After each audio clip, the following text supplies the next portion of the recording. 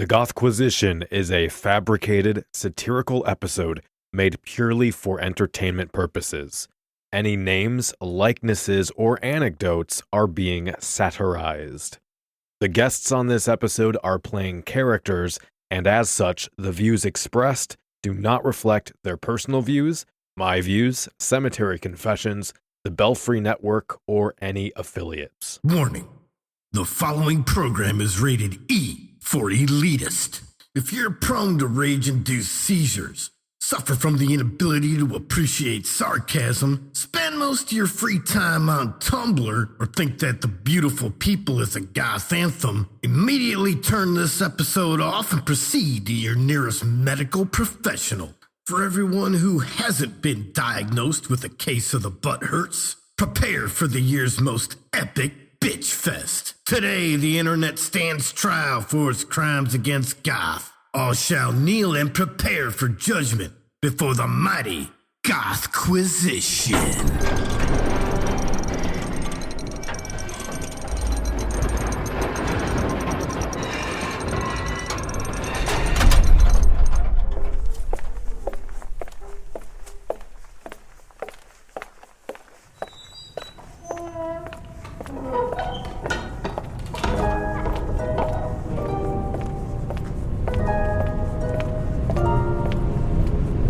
You are listening to Cemetery Confessions, the world's #1 goth talk podcast.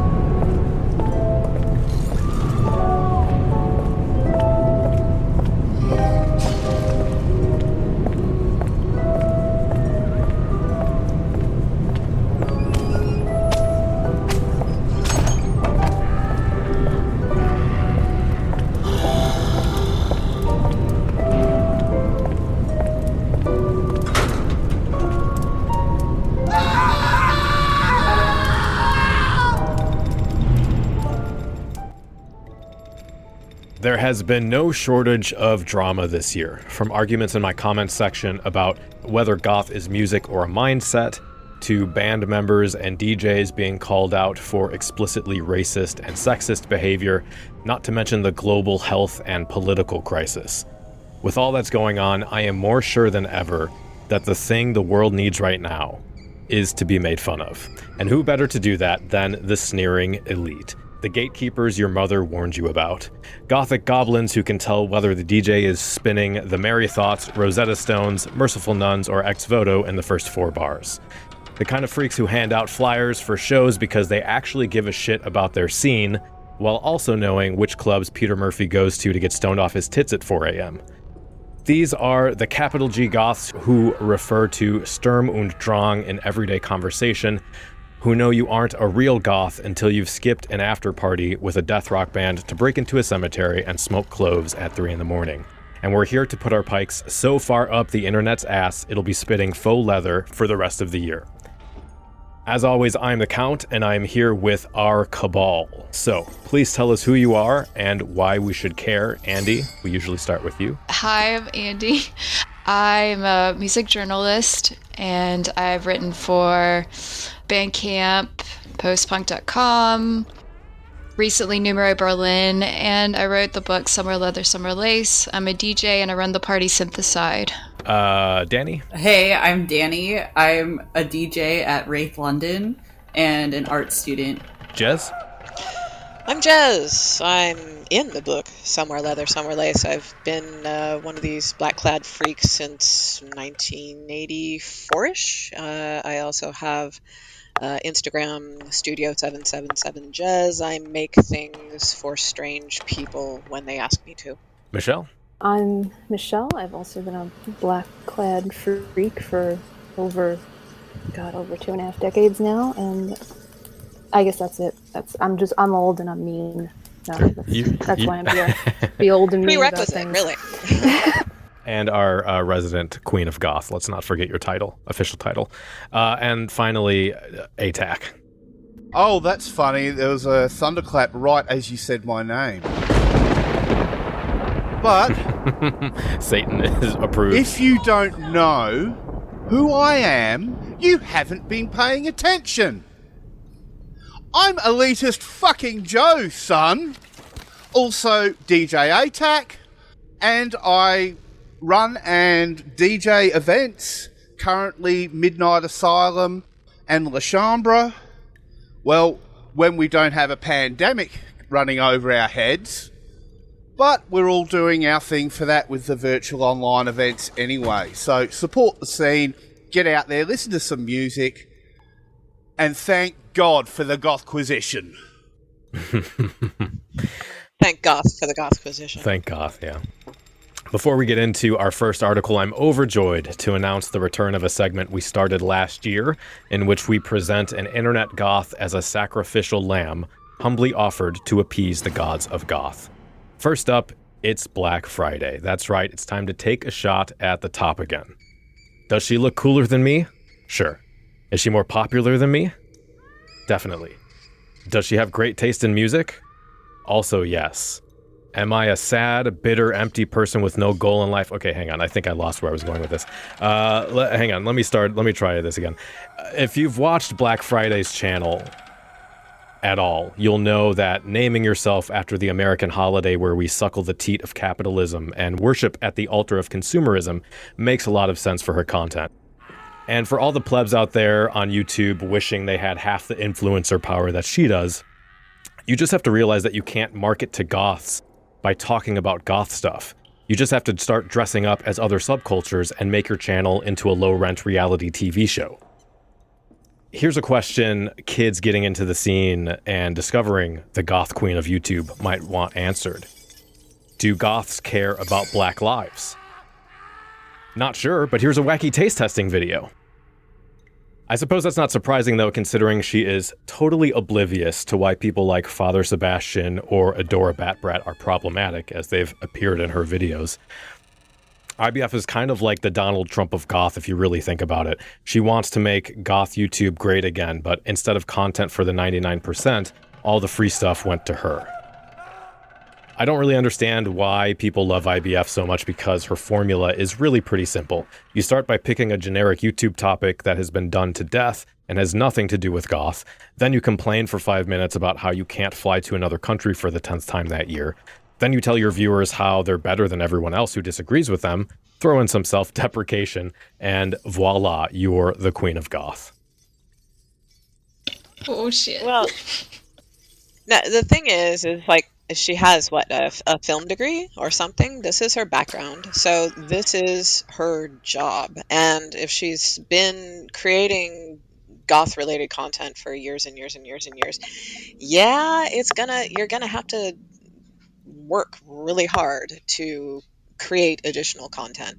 I don't follow her. I will admit this. I've only seen a couple of videos, but the one that I saw was like making a black latte, and it's like halfway through the video she admitted that she'd never actually made a regular latte before. And it's like, my thought is if you're going to teach people about things, if you're going to be an expert, then actually research the topic, actually do something, that makes you that expert, as opposed to, okay, I'm just going to create the content and hope like hell I have the information I need to do this video. Yeah, I agree. I just feel like most of that content is aimed at like I feel like what she thinks when she's thinking of a video, she's like, how can I get the most viewers? Or how can I get this sponsored? You know what I mean?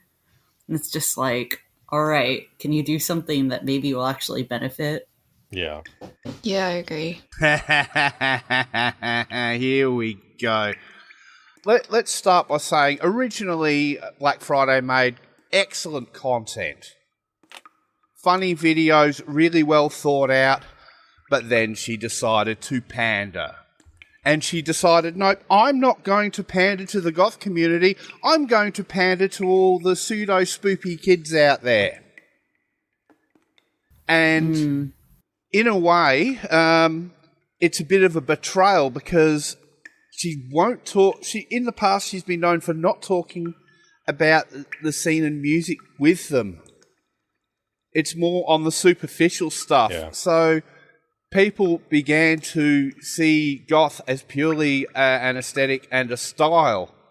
It's the whole reason, her contribution was the whole reason why hashtag #GothIsNotKillstar came into being, because she had people asking on her channels, I can't afford to be goth because I can't afford the brands. But we know the brands are bullshit, but they do not. And going on from that, once she built her fan base, she started to weaponize them. Now, there is a friend of mine who, in a private conversation, made a comment about people like Black Friday and Toxic Tears and that, talking about makeup and a bit of a critique about what they were saying. It was a friends-only comment on Facebook. Now, she ran a shop, and one of her customers was a Black Friday fan, so she screen capped the comment and sent it to her. She proceeded to sick her army of fans onto her. She had to shut down her website. She had to go offline for a bit. At one point where we were talking about the Goths for Sophie calendar, because she was running that. And Black Friday even said, well, that's fine. You don't want me in my calendar, I'll make my own. Hey, it's been about 5 years later. Where's your fucking calendar? We're waiting for it. You want to raise money for someone other than yourself for a change? No, she doesn't. Sure, if people are a fan, I get that, but I don't know how, oh no, I want to go on holiday. Oh, bugger that. I will admit, at least she is goth, but also something recent that's been happening in the last month or so that has come to my attention. She has numerous black fans who have been asking her, why have you not addressed Black Lives Matter? She hasn't, not only that, nothing about ableism, nothing about body shaming, nothing. You're the face of goth YouTube. With great goth comes great responsibility to get out of that. And she does nothing to help the community with it.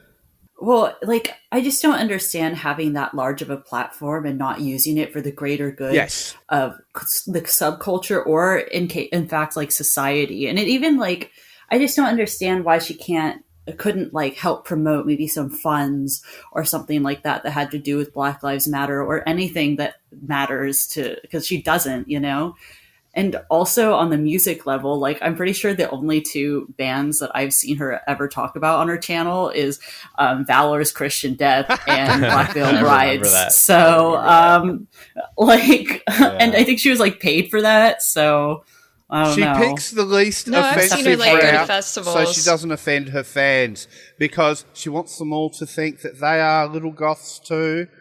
And the music doesn't necessarily matter, even though she may have a completely different opinion on it.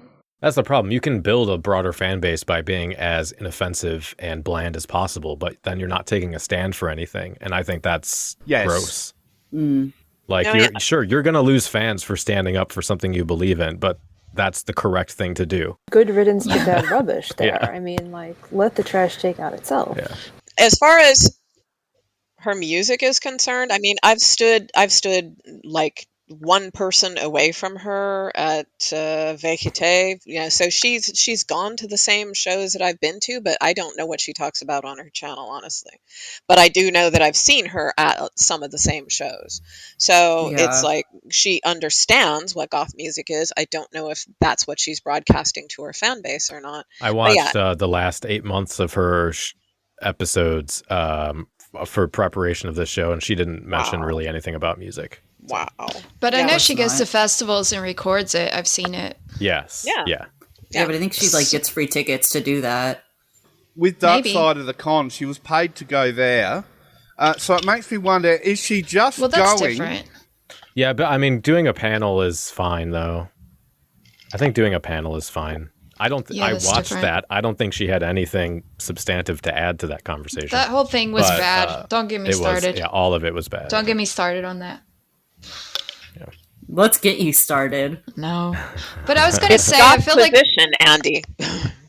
I feel like a lot of people have been disappointing about the whole Black Lives Matter and using their platform for good. So I just don't think it's her. I think it's a problem throughout the whole scene, honestly. Yes. Yeah. Yeah. All right. Well, Apparently, It's Black Friday isn't the only vapid export from New Zealand, because our next article comes from the very same country, and it's called How to Pull Off the God Goth damn Look. it, New Zealand. You're making us look bad down here. All the people in the Northern Hemisphere are laughing at us. And they misspelled off and spelled of, so just want to...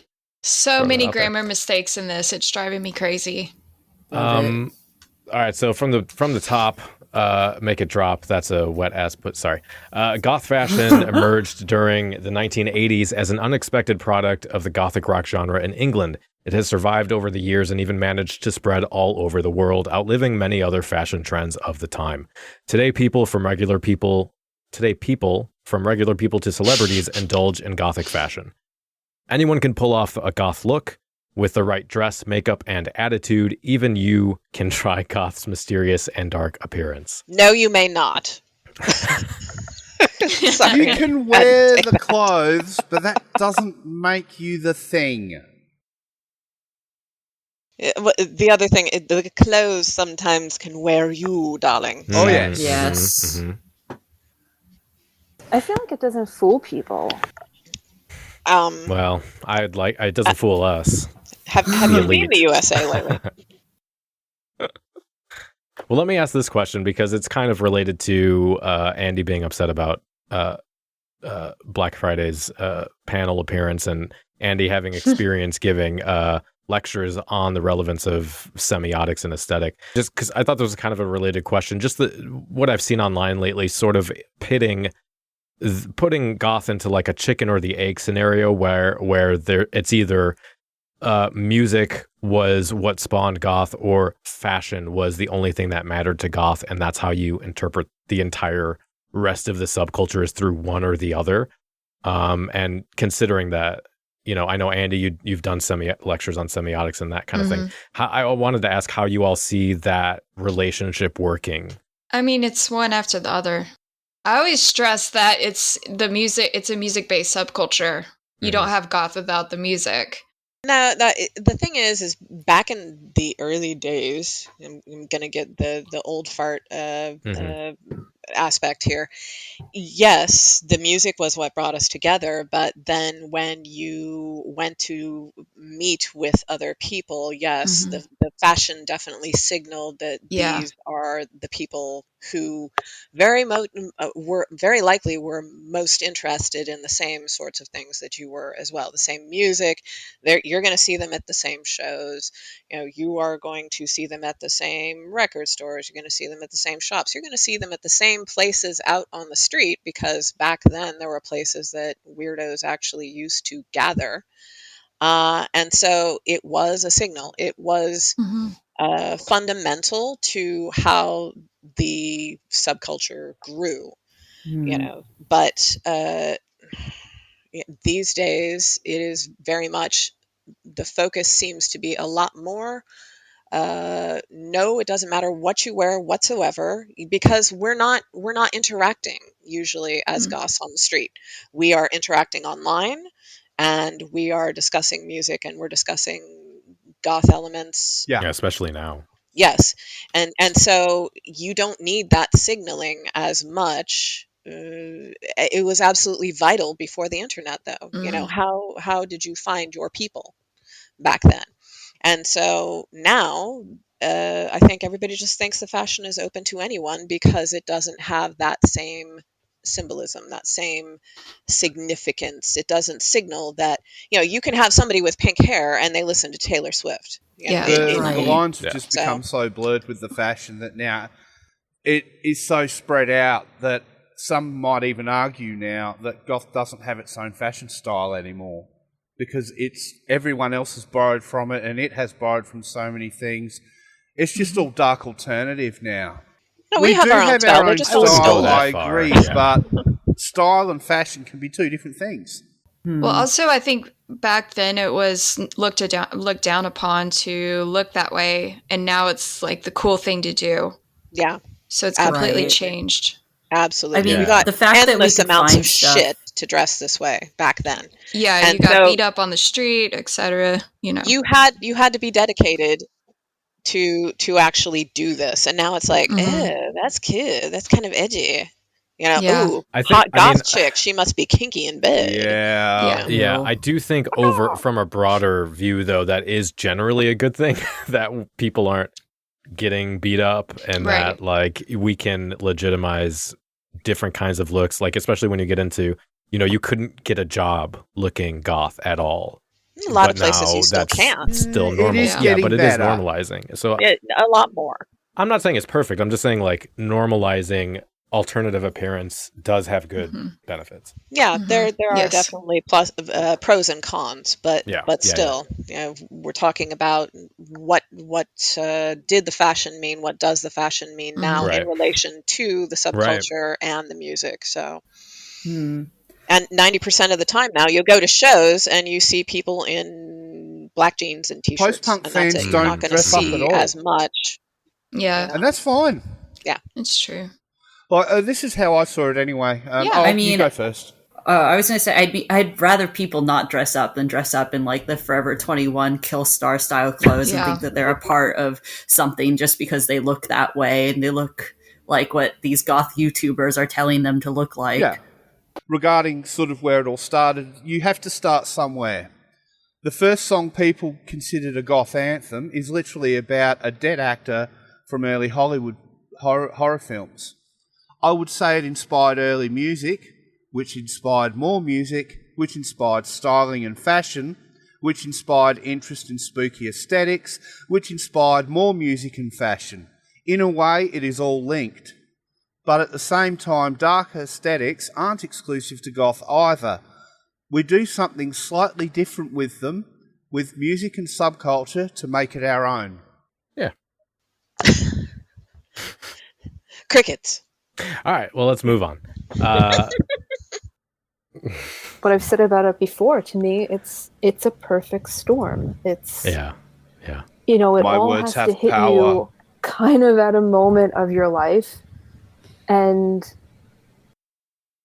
it hits all at the same time. Like, do I remember if I liked black clothes before I heard The Cure or right after? I don't know, but for me, it's all emblematic of like And a then comes 3-month period of my silence. life. Yeah, it's like a full body orgasm. You know what I'm talking about? It's like all of it at once. Anyway, are we up to point 1 in the article? Yeah, let's do that. So A number 1, holistic, immersive experience. choosing the right attire. All right, when it comes to goth fashion, the first thing that catches the eye is the attire, which I thought was the dumbest, most circular reasoning. The first thing that comes to goth fashion that catches the eye is the attire. Yeah, no, what else? What are you talking about? Like, no shit. Yeah, which can be best described as black. Black is a staple color of the Gothic look, and you would need basic black clothing and lots of it. A simple black t-shirt with occult patterns No, is a it's good start. not. There are also many That's a terrible start. also many ways you can play around with graphic patterns. You can use shirts with printed moons, stars, crosses, and of course skulls. So that's what I wanted to ask. There was no mention of like band paraphernalia, but No. does goth have an occult symbol problem? Oh, Yes. yeah, right now, And even Definitely. sort of in the early days, it was a bit Looking at you, appropriation. Shill Star. Shill star. Friggin' Shill Star. Hashtag shill star. But I think Dull currently shill, it's a huge one, you know. but it's not really goth, it's alt-fashion. Because I don't even consider that goth. And a lot of people don't. It's just little spoopy kids. Well, and I We think don't, the problem. but everybody does that Yeah. isn't. So it's Yeah. a kind. It's what, They think it's goth, Schrodinger's so it's our goth? What is problem. that? Basically, yes.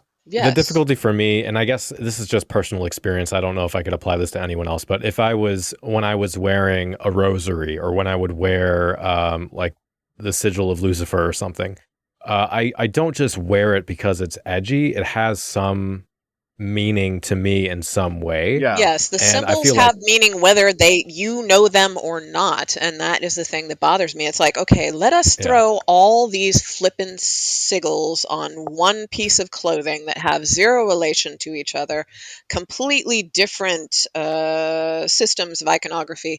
But yes, it goes all on one shirt because it looks cool. Yeah. Ugh. Fuck off. Sorry. And then it says Blackcraft in Gothic letters because it must. Yeah, seriously. Honestly, I'd rather see somebody wearing a shirt with like wolves howling at the moon than somebody with an occult At least shirt. wolves are cool. Or like a vampire or a bat or something like that.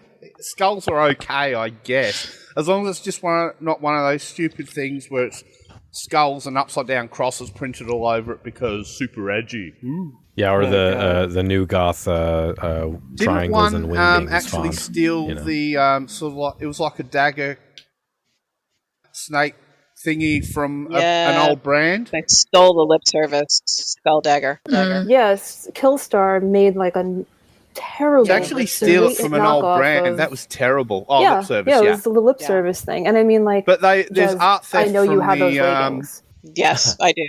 And see, the thing is I sold that icon in 1986, 87 when it first came out. So yeah, I have a soft place in my heart for the lip service skull dagger, and yes, I will fucking wear it because of that.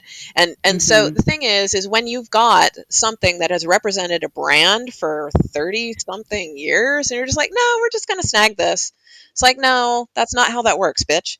Again, yeah, and people didn't even. Go ahead. No, like people didn't even. Oh no, I was disagreeing. Yeah, no, I've been reading a lot of Gothic beauty magazines from like 15, 20 years ago, or 10 years ago. And the way that interviews with designers went was there was always a reverence for where they fit within other designers and what their influences were and that kind of thing. And then you have a company like Killstar, which it seems like they don't care about that community. They just want to sell a product. Yeah. And it seems like they've thrown that kind of ethos out the window. Yeah, which is basic capitalism, really. Exploitation. Gothsploitation. And then they say the new goth is an emerging subculture that is gaining a lot of following. This was written in 2020, y'all. It is an amalgamation of classic goth with contemporary fashion trends. A skater dress with a gothic twist is all the rage nowadays. It's a skater dress. I don't know. Pair it with black high-cut boots. Short fit-in flare dress, okay? Oh, like ice skater. Yeah, so it's like that short one. It's close fitting at the top, and then it flares out. Danny, you should answer this question. You know this. You're in fashion school. Yeah, it's that. Yeah, I mean, American Apparel did that in like the early 2010s. That was cool. It's definitely like American Apparel. Yeah. Maybe Lisa Ladouceur should throw skater goth into her next video. Oh my god! Oh god! So PSA, it's basically she needs to be a swing stopped. dress, but short. Pouring more vodka for that. Is it beverage 30? So the question I had for this was, does it matter if people who aren't goth dress like us? It bugs me. It does, because I'm old. I think it depends how intense it is. I think no, because usually what they think is goth is not what we think is goth anyway. But even if they're doing it, as long as they're not calling themselves goth, they're doing no harm. If that's they're the going problem, about saying, I'm so goth, this, that, blah, blah, blah, it's like, that's when you're going to attract our criticism. And we're going to look at you and think, okay, what are you into? What music are you into? You're not into goth music. All I see you at is weeaboo and anime events. Ugh. You know, but the here, thing come is, to my goth event. What, you don't want to come? What the hell? You're not a goth. You are a poser. But Celebrity A wears black lipstick, so she is goth queen, right? Yes, queen. They are also a poser. Oh shit! Well, it's not even them saying that. It's like the magazines. Everybody or like else. Yeah. The website. It's not them saying that. The Somebody put that on them. Posers. Yes. I've literally seen I'm full of articles shit.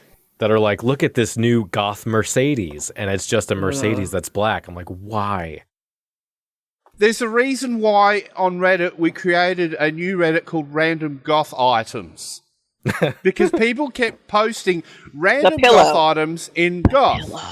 Of course, Pillowgate was a classic example. And funny enough, I'm one of the moderators in Random Goth or Random Goth Things, I think it might be called.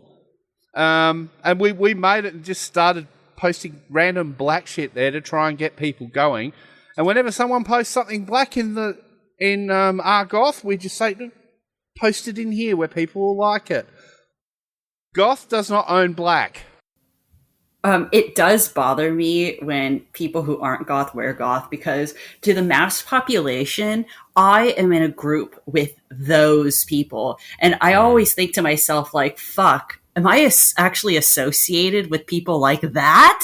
Like, no way. I'm not my goth. I use that like hashtag not my goth. That's cute. I like that. That's good. Well, once again, though, it's like, since it was a signal in the beginning of this, these are your people. They like the same music that you do. They're going to the same clubs. They're people that you can discuss things with. You have commonality with them, and then to have somebody wearing similar signaling clothing and things like that, and once again have absolutely nothing in common with the subculture that originated that look, it really is kind of like there's no substance to it's like the wrapper is the wrong thing, and then the thing inside is completely different. You ordered an iPhone and you got a phone with an eye on it or something.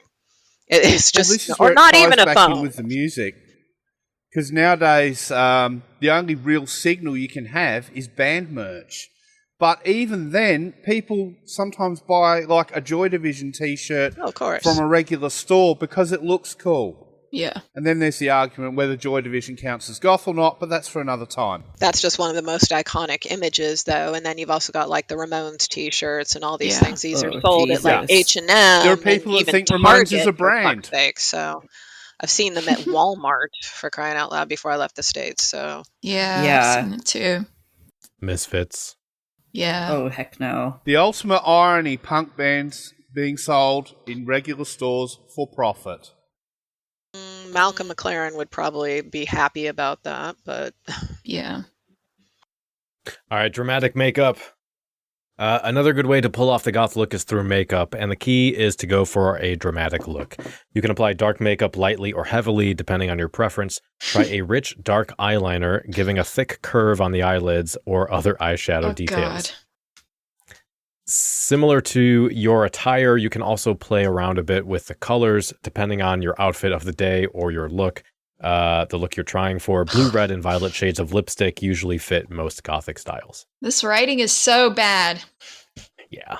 He shouldn't be writing. He used to work for Moxley Sports and Network Resources. Oh my god. So he's a goth. He's a goth expert. Bro. He's a goth expert. Yeah. He is a BT, big titty goth girlfriend seeker. So he knows what he's looking for. He's such a bad writer. That's what I want to say. Because somebody paid him to do it. Or maybe he did it for free and it just got published. What website is this anyway, Zobuzz? It says he's a professional editor at Zobuzz. Oh, God. A professional editor. He definitely does not get paid. He's doing this for his resume. A professional, really? He's from London. What the hell? Danny, go kick his ass. Kick his ass. Take him to Look school. him up, kick his fucking ass. Bring the goth gang over there. All right, well, let's wrap up this dumpster fire. The tattoo one? Yeah, so for those who are of legal age, get a tattoo. Wrap it up. We're going to piss on the flames. If you have been dipping your toes into the culture and find the water to your liking, what culture? He has discussed nothing about the culture. It's just about, hey, if you like the look. Yeah. You can take the plunge by getting a tattoo. Dress up like this and be my girlfriend so I can leg hump you. Ew. Tattoos have long been a part of goth fashion and lifestyle. However, not everyone is ready for the big commitment of a permanent tattoo. If you're on the fence, you could try a henna tattoo first, see how it feels. Once you feel ready or have found the design that fits you best, go get a permanent one. This is shameful. How ironic would it be if this guy has 0 tattoos?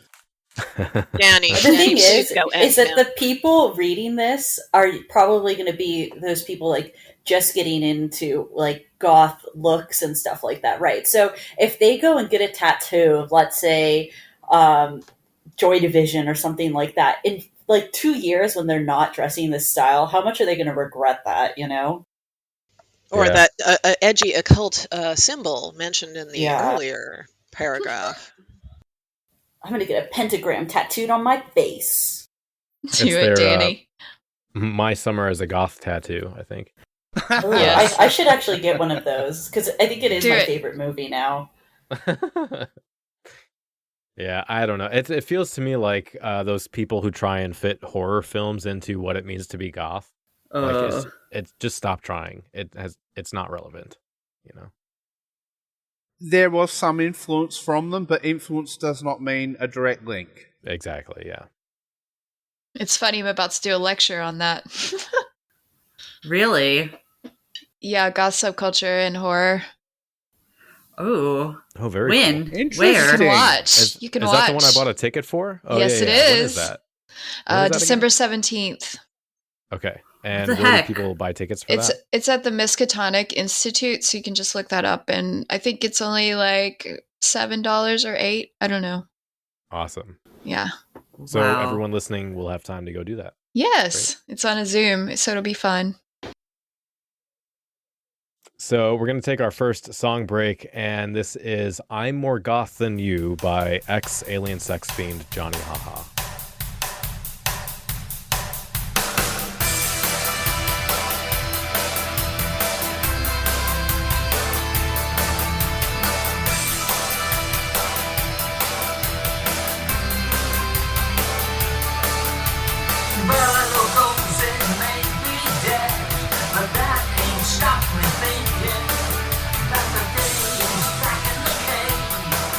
What we did when we were drinking.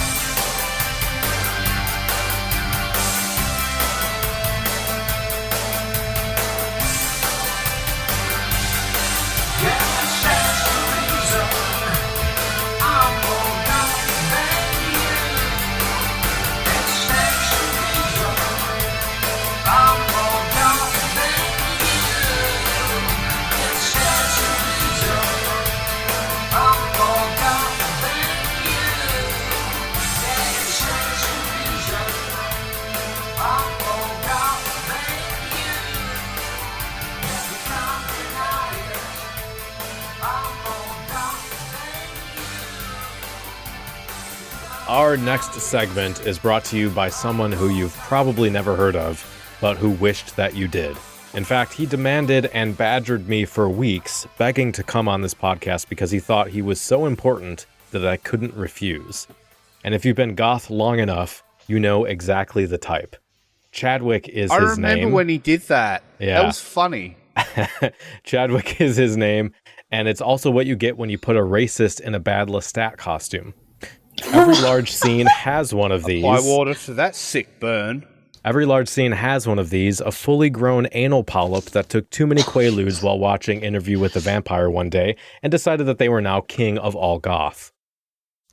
This dude has so many candelabras up his ass, he's spent countless hours trolling goth Facebook groups trying to prove goth was a direct descendant of Victoriana, probably because he believes that women should be stay-at-home mothers. That's not a joke. He really thinks that. Oh my god. He really is the queef of all goth. I really struggled to come up with jokes here because this dude is just a piece of shit. But that shouldn't really surprise anyone. I mean, this Boyd Rice wannabe's name is literally Chad. He's basically what would happen if white male privilege was a bad Dracula cosplay and owned every Death in June album on vinyl. Hashtag accurate. That's my bit. Thank you. I don't think he knows Death in June, and I don't think he buys vinyl unless he buys it strictly to like be obnoxious to women at record stores. Oh, I feel like he buys like classical vinyl so that he can be a vampire or something like that, and be like, let me put a record on of some classical intellectual music because I am that. As far as I recall, he went out of his way to, shall we say, that the goth really had nothing to do with the music, and so there were old school goths who were saying, yeah, I don't think so. And then not only would he shoot him down, but bring Daddy on to back him up. And, well, what can I say? Daddy so him and back him up. Freya I've missed the whole thing with his dad. What is with like bringing your parents onto the interweb to like defend you? I mean, I'm not saying I don't think that if Black Friday does it too, but like, Danny, I would love that. Don't talk to me or my son ever again. Basically.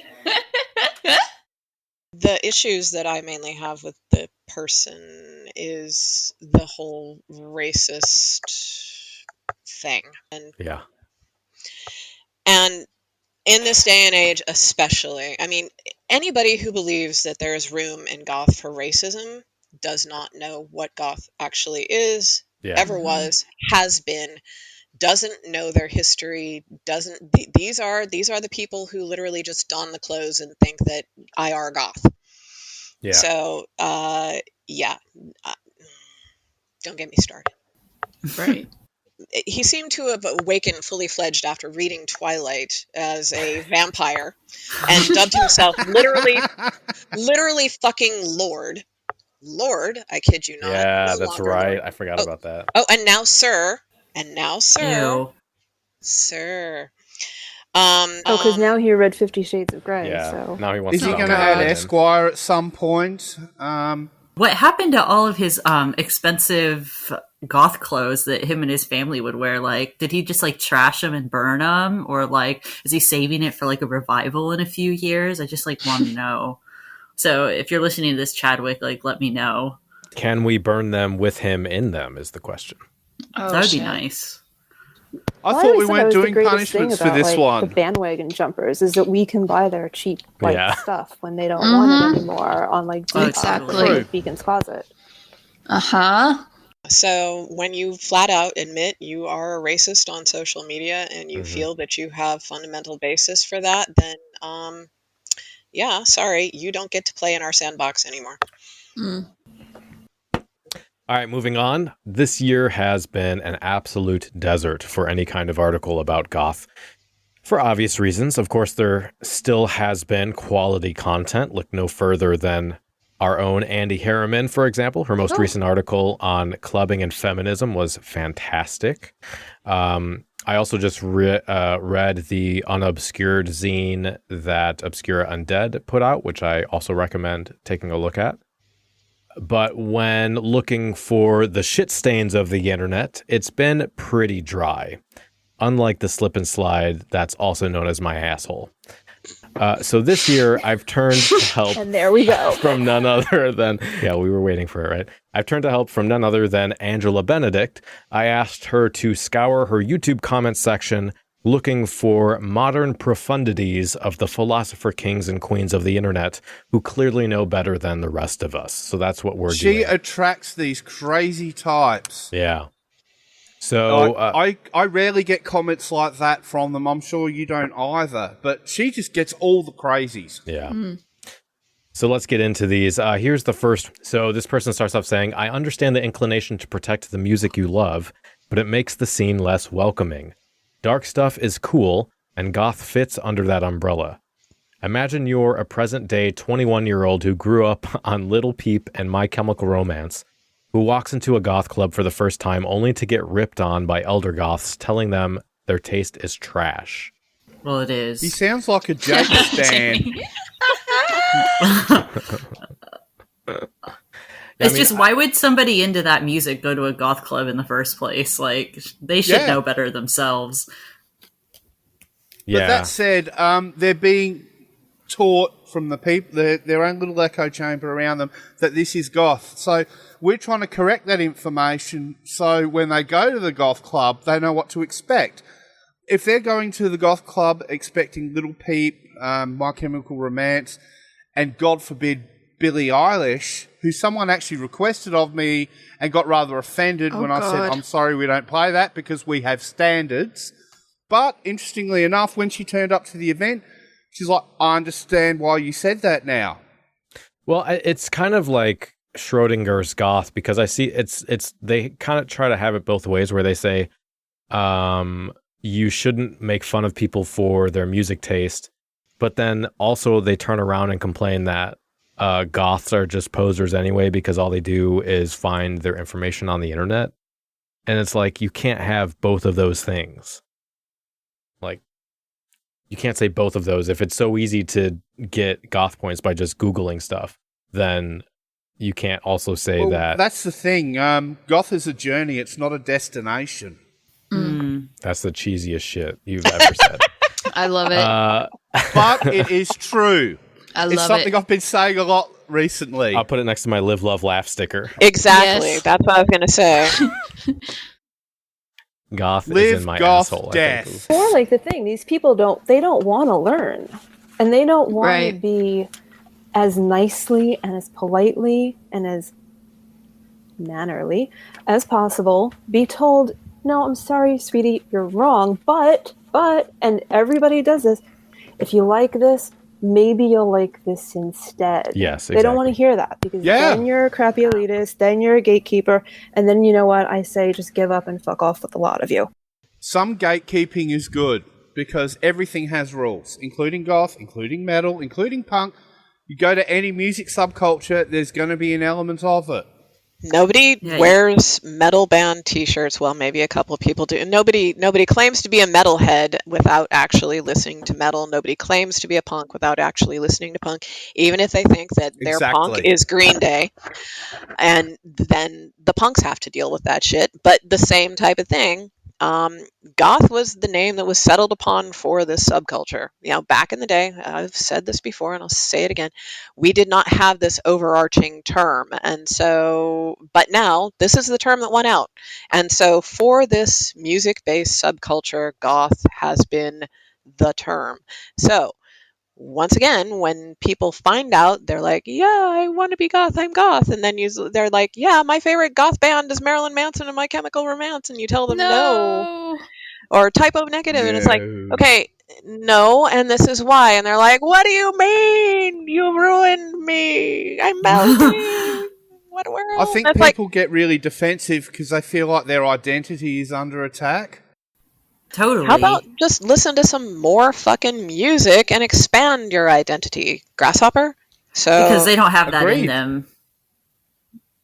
It's not an identity. They're just trying on a costume or trying on Yeah, that happens something. a lot. I don't get the big deal about saying you're a goth. Like, why not just say I like this? Like, and I'm looking at this. I'm not like saying I'm a goth and I like Marilyn Manson. I I mean, resisted. In the end, we're a bunch of music nerds. We're Yes. not cool at all. I resisted the term Just goth speak for for yourself. so I'm cool, long Joe. because Michelle is really cool. We I'm did cool not in my like own way. that fucking term back in the day.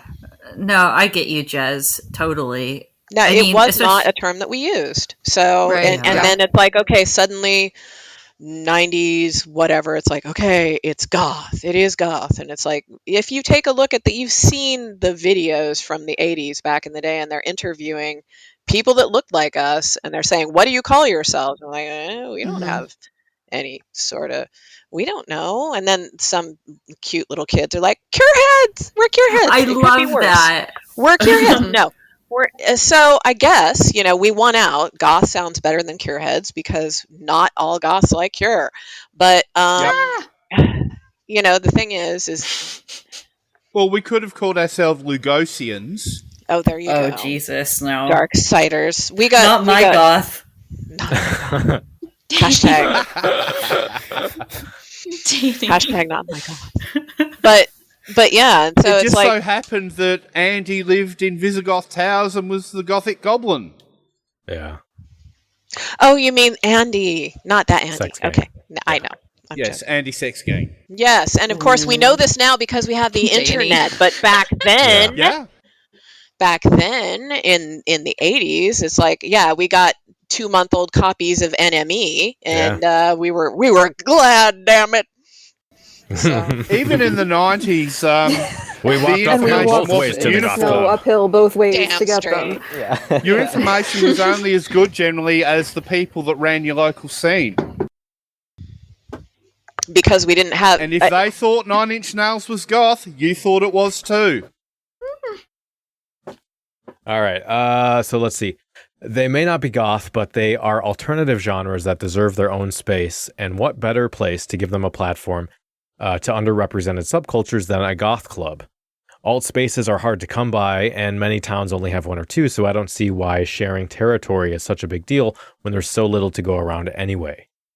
Here's a suggestion. Why don't you start your own bloody night and play your own music there? Oh dear.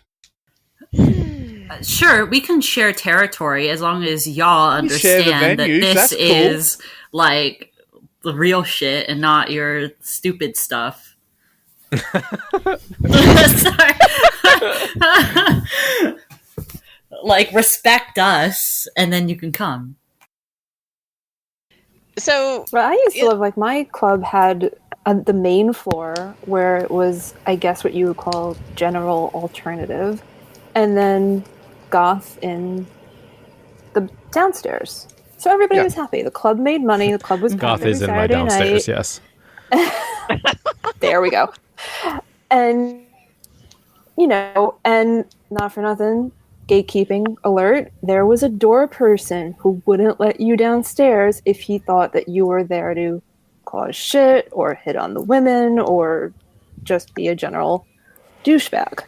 So if love you wanted that. to hear a white wedding, dance to white wedding, you were more than welcome to hang out upstairs on the big dance floor with big stage. But if you wanted to hear, I don't know, Corpus Delicti, you had to go downstairs. The club, the patrons, the bartenders, everybody was happy. Everybody got paid, everybody got tips, everybody danced to what they liked, and it was great. Worked out perfectly. Even the bank, which was more of like a general goth club, played a little more mainstream stuff on the main floor, and then had, what do they call it, the crypt or the catacomb or whatever, downstairs that was a little bit more like the obscure goth stuff. Like, on the main floor, maybe you'll hear Cuts You Up, and then downstairs, maybe you're going to hear a band that maybe hasn't even been released in the States yet. Yeah. So that to me is that's the way to do it. It satisfies people, but you have to have a. Having some fringe people in helps events to survive because it keeps the venue happy. it also really depends upon the size of the scene because, like, in Seattle, Oh, totally. my first club had also one side that was like top 40 and the other side was the dark side, and then dedicated goth clubs were few and far between, except for the older ones that we couldn't get into, and so most clubs And played even a then, mix a of dedicated music. goth club will play some non-goth.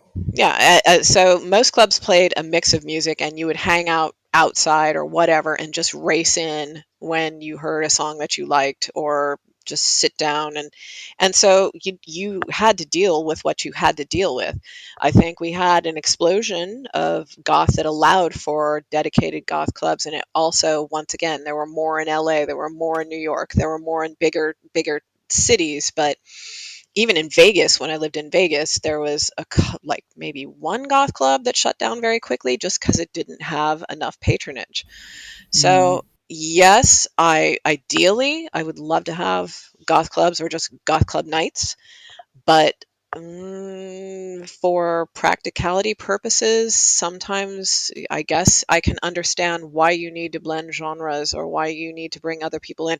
That said, don't bring fucking normie dudes in there who just want to go in and try and hit up goth chicks because they need to just not do it.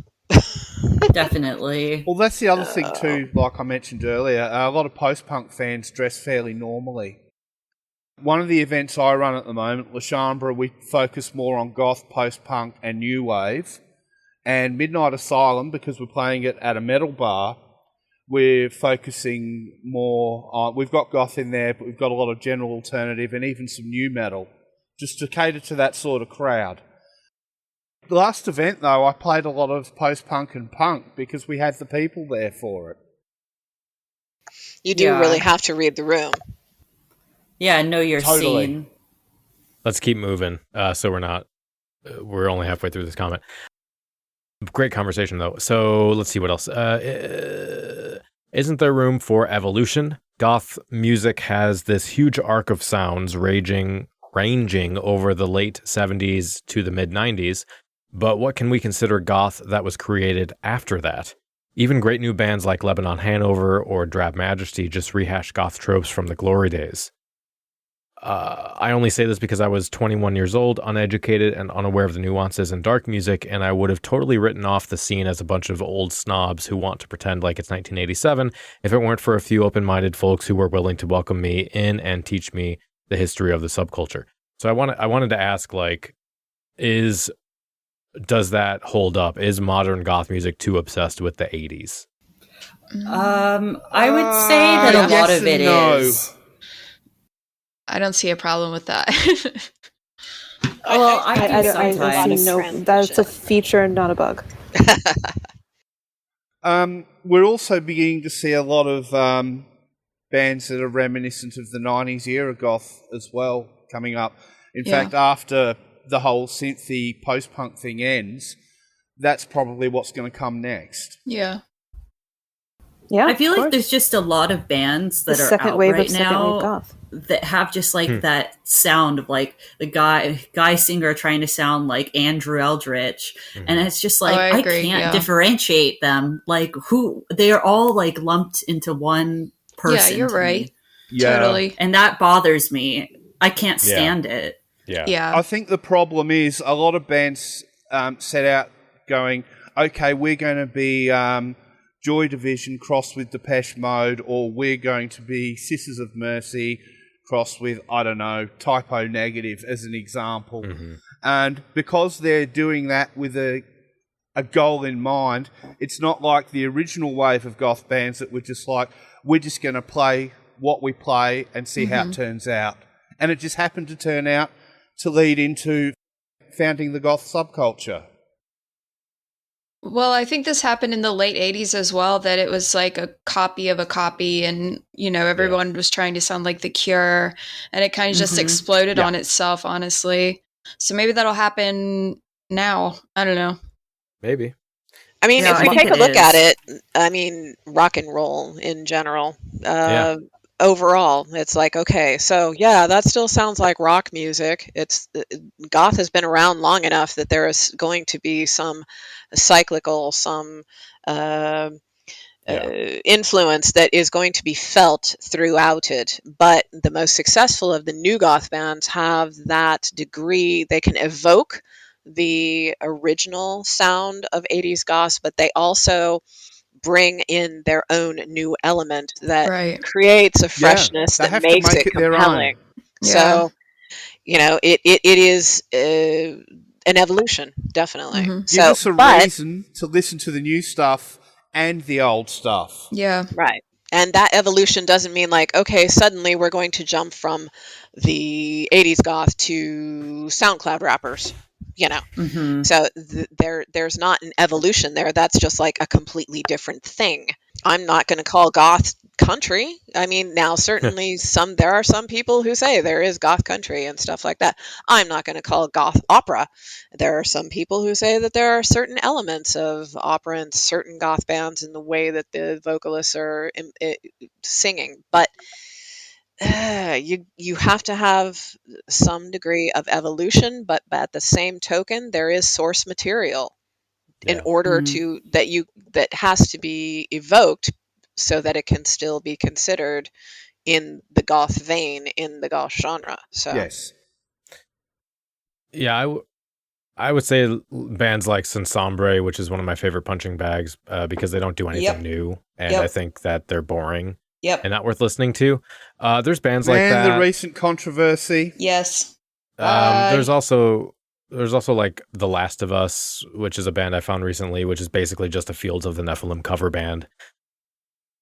I think you could probably make that same argument for a lot of newer death rock bands, even though they're bands I really love, like Alter de Fe, Mystic Priestess, Zots. Alter de Fe is not a new band, though. Yeah, they're not. New putting out music. New music. Yeah. Correct. Yeah. But there are, by the same token, I think there are bands in the death rock genre that are doing something interesting, like Bastet or Witch Hands or Nox Novacula. But beyond that, like there's so many bands. Wisteria, I recommended on a previous episode. That sounds pretty unique. Hada, Second Still, Celophan, even like fucking Molchat Doma. There's so much music out there all over the spectrum that I think if you look at the previous, like the eras of goth that we complain about. Just released a new album and it's amazing. Well, I wouldn't say that, but I loved it. I would totally say it's amazing. Really? Thank you, Joe. When they did the Misery Lab cover album, it was terrible, but the new album's great. I didn't Which like band? it, but Rosetta Stone. Oh, I didn't know they put something out. Yeah. I just wish that goth clubs would play like new music instead of playing the same fucking set list every single time. We try to. Well, yeah. I think that's one of the benefits of Twitch now is that you don't have to anymore. Yeah. At least the stuff I've been watching. The online clubs have been playing so much new stuff. It's fantastic. Yeah. Yeah, you don't want to hear that on a live stream. When I'm drunk at a club, like let's say a club's closing within the next hour and a half, hell yeah, throw on some of that shit that I listen to. I want to dance to that. But within like the first like 3 hours, like I'd love to hear stuff that's new. And I think a lot of DJs are afraid. And I feel like you should be showcasing play a lot of new stuff within the first music. hour to try it out. And then if it does well, I start moving it into the more mainstream time slots. It's Well, the it best way also to do depends on the and that's crowd. how we've always done it. True. It depends on the crowd as well. Yeah. And I think it's like the crowd and that needs to change the mindset. You know what I mean? Really hoping You know that what's really cool though? But I mean, the DJs we're actually have getting to drive requests that though for the new because- stuff now, and that's fantastic. Especially from people that don't necessarily, you wouldn't think they're into the music, and then they come up and they request something like Angels of Liberty or Cellophane, bands like that. And it's like, wow, I didn't know you knew this new stuff. I'll gladly play it. Or even She Passed Away. Ugh. Yeah, sure. Why not? All right, let me read some more. Not let a me fan? Finish. Speaking of over Eldritch singing vocals. Jesus Christ. It's like the music is so good, you get so excited, and then he starts singing, and it's like, oh my god. Yeah. Oh, It's good club music. It's I like very them. good club music. It's okay. Everybody seems to like them but me, and no. I bought two of their records. I had to import the things. So yeah, I'm a fan. That's fine. All right, so let's finish off this comment. Where am I at? I still don't listen to goth music, but I am able to appreciate and dance along with it when I'm out, which in my opinion is much better than looking down your nose at newcomers who didn't grow up with that. But that's just going to kill the scene quicker since the only people listening to new goth bands are old goth fans. Notice how when you walk into a goth club, it's mostly Gen Xers. At the end of your video on Cyber, speaking of Angela Benedict, at the end of your video on CyberGoth, you talked about how goth is having a resurgence, which is true, but I'd attribute it to the alt kids of the 80s and 90s growing up and finally having the money to throw at events and own venues more than an actual resurgence of goth and death rock. Goth isn't what it was back then, and there's no reason why it should be, so why fight the wave when you could ride it? That's a dumb thing I've ever read. Oh my god. Here's the thing, Wait, this person who does not listen to goth took this time to write this soliloquy on a goth video that they took time to watch. Oh my god. So we're clear here. This is what happened. Methinks he doth protest too much. Yeah, I'm like, Yes. okay. Well, what do you think about But the idea here's that... the other thing with older people at the events. They spend the most money over the bar. True. The young guys are the ones that are smuggling in alcohol and that, because we used to do that when we were young too. We didn't have the money to spend. Yeah. I mean, I will, from my own experience, there are more people than this, but I have a friend... Ooh, my microphone's falling. I do have a personal friend group that is like 8-ish people that are under 21 that I try and help and get out to event. Obviously not recently, but get out to events and stuff. So I, at least in Chicago, the idea that it's only old people going to events doesn't really make sense. I see all kinds of young people out. It's true. I mean, my friend group is largely under like 25, 26, and we're at the old school goth clubs, and we're at the dark techno gothy EBM clubs too. You guys are also talking about large major cities, though. You're talking about Chicago, you're talking about London, you're talking about LA, New York. I mean, that's always going to be a nuance, though. Of course, I mean, it's always going to vary. Yeah, because it's like I listen to or read people's thoughts on various online Gothic groups, social media and things like that, and they're just like, oh, I don't know anybody, I can't go to goth clubs, I've never been there, I don't have the ability, and then there are a lot of younger people who are more comfortable interacting online. So there's that as well. Right. So there are a lot of people, I just don't know if I could, they are really, really stressed out about the potential idea. They want to go to a goth club, but they're like, but what if nobody likes me? And what if, they're just really stressed out about this thing that has never happened for them yet, which is kind of crazy. I mean, back then we didn't have an alternative. If you wanted the music, if you wanted the culture, you had to go there. Now it's a lot more comfortable to do it online. Well, it's also super daunting to go to a club and like not know anybody. I had that experience and it was very bad because the DJ was an asshole to me. It was very bad, but I pursued and, that said, I don't know, the way it was back then is very different to how it is now. The people running the clubs are a lot friendlier in general than they used to be. Than they used to, that's definitely for sure. I mean, I was a 14-year-old kid I don't with know. like a bad fake ID trying to get into a club in Manhattan. Oh, same. And Love it. The first night I was there, I was terrified. I stood in the corner in like my bad thrifted clothes, and I was simultaneously mortified and exhilarated that I was there. I was hearing all this music. I didn't know what it was. And I was just like, yes, now I get to all this shit out. Because you can't ask the DJ what's playing. I mean, well, you couldn't then. They would laugh at you. Yeah. Which is how it should be, I think. I don't know. There should be some mystery. I don't know. And I just stood there and I'm like, oh, come on, Andy, you're going to go up to Patrick back then and be like, what are you playing? No. Well, the first time I went, I went up to one of the DJs that we both know and I said, I like your set. And he just he didn't give a fuck. And I was like, oh. Yeah. It just... I think, especially if it's someone new in the scene, whether they're young or old, I think it's your responsibility as a DJ or promoter to help that person. Definitely. You're not just DJ, you're the host. I was mortified that I didn't know. that was my thing. I was so mortified that I didn't know, not realizing, of course, that at 14 I shouldn't have had the onus on me to know every song. I had a similar experience anywhere ever. Yeah. But I felt that because I wanted that. I wanted to get to that point where I was like, you have to work for this it. knowledge and whatever. And once I did, once I felt comfortable with it, I wanted to pay it forward. So when I was working at retail, and like these adorable little kids would come in and like weirdly call me mommy. They're like, "Well, you were start somewhere." Okay, sure, fine. Like, let's take off the plastic Halloween store cape, and then we'll go from there. Pull out those fangs, please.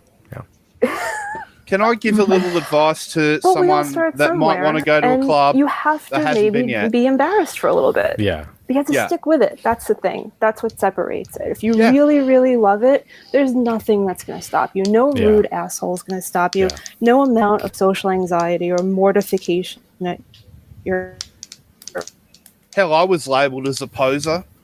Blouse. Stop that was the one thing you didn't want to get. It didn't stop me. Yeah, I just kept turning up because I was having too much fun. Fear. Right. But a little advice for anyone new that wants to go, that's afraid to go. There is nothing wrong with going and just sitting in a corner and soaking up the atmosphere all night. Yeah. It's a good way to dip your toes in and just stay in the background. Don't go about telling everyone how goth you are because that's how you'll get judged.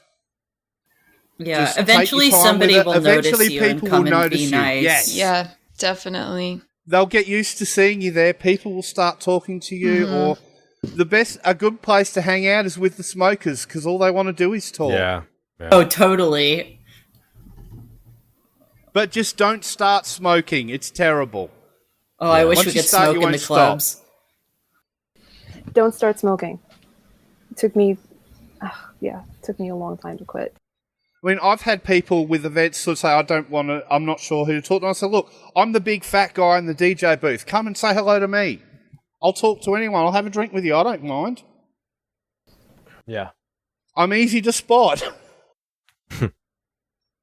Yeah, I like talking to like new faces. I think that's really it's really fresh and really good to see that people that are outside of my social circle are also enjoying the music that we're into, you know? All right, well, let's just do this next photo comment that I clipped in here, and we'll skip the other two for the sake of time, and then we'll get to the quiz after that. What do we got here? So the industrial and kink scenes lineage are unrelated to goth music, but their space is shared all the same. I don't know, Andy, you may have something to say about that since you did an entire episode with Trey about it a couple of years ago, but the idea that are the history of kink and industrial unrelated to goth? Does that make any sense? I don't know how to answer that. I'd say there's crossover.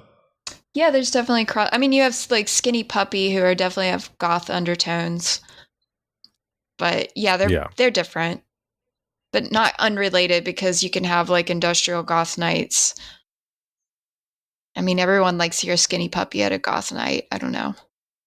Back in the 80s when they first came out, there wasn't that much music. Yeah, that's true.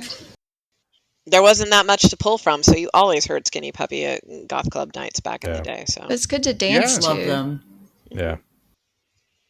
And once again, back then we didn't have this overarching term called goth. Right. So it's like if it looked like us, if it sounded like it was cool to us, then we would play it. It wasn't such a big separation. And that and the fact that you didn't have such people think Depeche Mode are goth. You didn't have like a huge there wasn't a big enough goth scene, industrial scene to have an industrial club.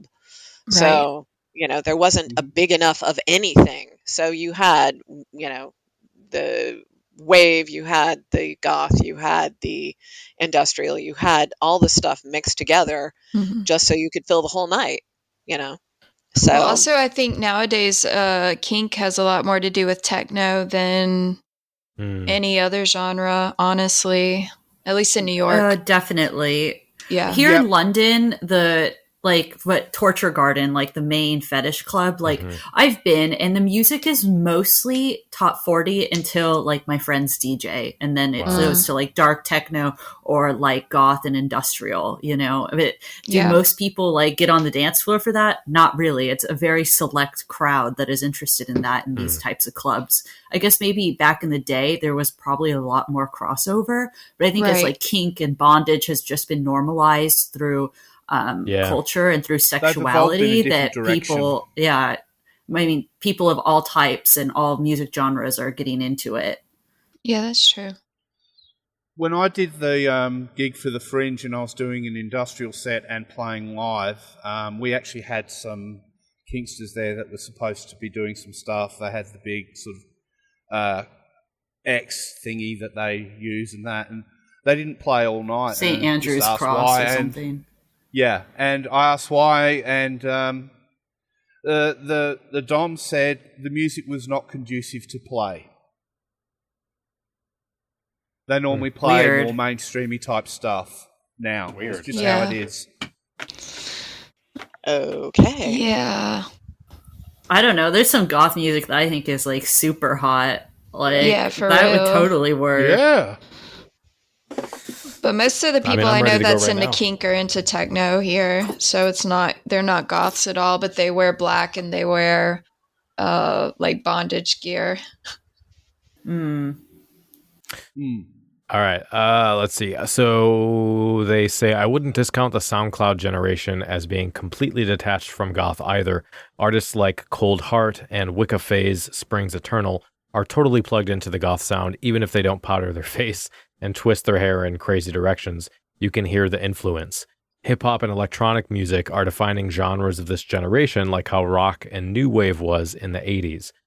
Hang on, I just want to say with those bands, who? Yeah, I don't know. I don't know who they are. Just as not all new wave bands are goth, not all SoundCloud artists are rappers in the traditional sense. So what I wanted to ask there is that what I see this come up online as is people saying, you know, we want goth to continue to be interesting and incorporate new stuff. So why can't we start including dark hip hop artists in goth? Because Well, it's not goth. Yeah, I don't think hip hop necessarily, like, I won't speak on that, but at least for electronic music, I think that there are some artists that are taking influence from goth, like Contravoid or Buzzcole, and Buzzcole's new project, which, like, I can see have a large crossover and that I like. But I don't know, like, I just don't think a lot of played in the things goth also club doesn't make it goth music, though. And it can be Right. played in a goth club. But it could be goth aligned, and I'm okay with that. Yeah. Oh, totally. And that's how I feel about, I guess, techno now. I used to dislike it, which is so weird. I think on my first Cemetery Confessions episode, I said I hated it. I remember this, Danny. I know, right? Guitar music only. But, like, I've evolved in that. And, like, I guess I can hear influence and alignments, but I wouldn't call it goth, you know? Yeah. The thing about it is does hip hop really need to be goth? Does it want to be goth? Why? There are some people trying to force it. I mean, haven't they, people that want it, haven't they learned from the Sisters of Mercy Public Enemy tour? The crowds just weren't aligned. Yeah. It may have looked good on paper, but it just didn't work in practice. And I was going to say, like, the more recent example was White Zombie or Rob Zombie tried to take The Damned out on tour with him because he personally was a... That's a little more aligned, though. They're both rock bands at the start. And even, like, that Typo Negative took Lycia out on tour because they were big fans, or Pete Steele was a big fan, and that didn't go very well either. Like... If your fans don't want to cross over, you know, these two genres, it might not work. But that doesn't stop, like we always say, that doesn't stop an individual from enjoying different things. No, You just don't have to put them together. Right. Why does everything have to be goth? It doesn't. Yeah. It doesn't. Once again, we've got goth now as an umbrella term that some people think of as just fashion, And those of us who have, been goth since before it was goth, and now goth is this term. This term is what is based on the subculture. Now I'm getting silly, but the thing is they think it's just a look, and we know it to be something else, a music-based subculture. And so what we have here is a failure to communicate. Yes, goth queen, you have black lipstick, so therefore you are goth, versus yeah, we've been listening to this stuff since the 80s, and there's a look that goes with it. And so it's two complete different perceptions of what goth is. It's become a term that a lot of people don't just have no clue what it is, and so therefore, yeah, sure, rap can be goth. Why not? Because and they get very set in their ways, even though they don't know shit. Yeah, you've got a lot of people that don't know anything and think they know everything. Yep, I don't know everything. The classic teenager syndrome, really.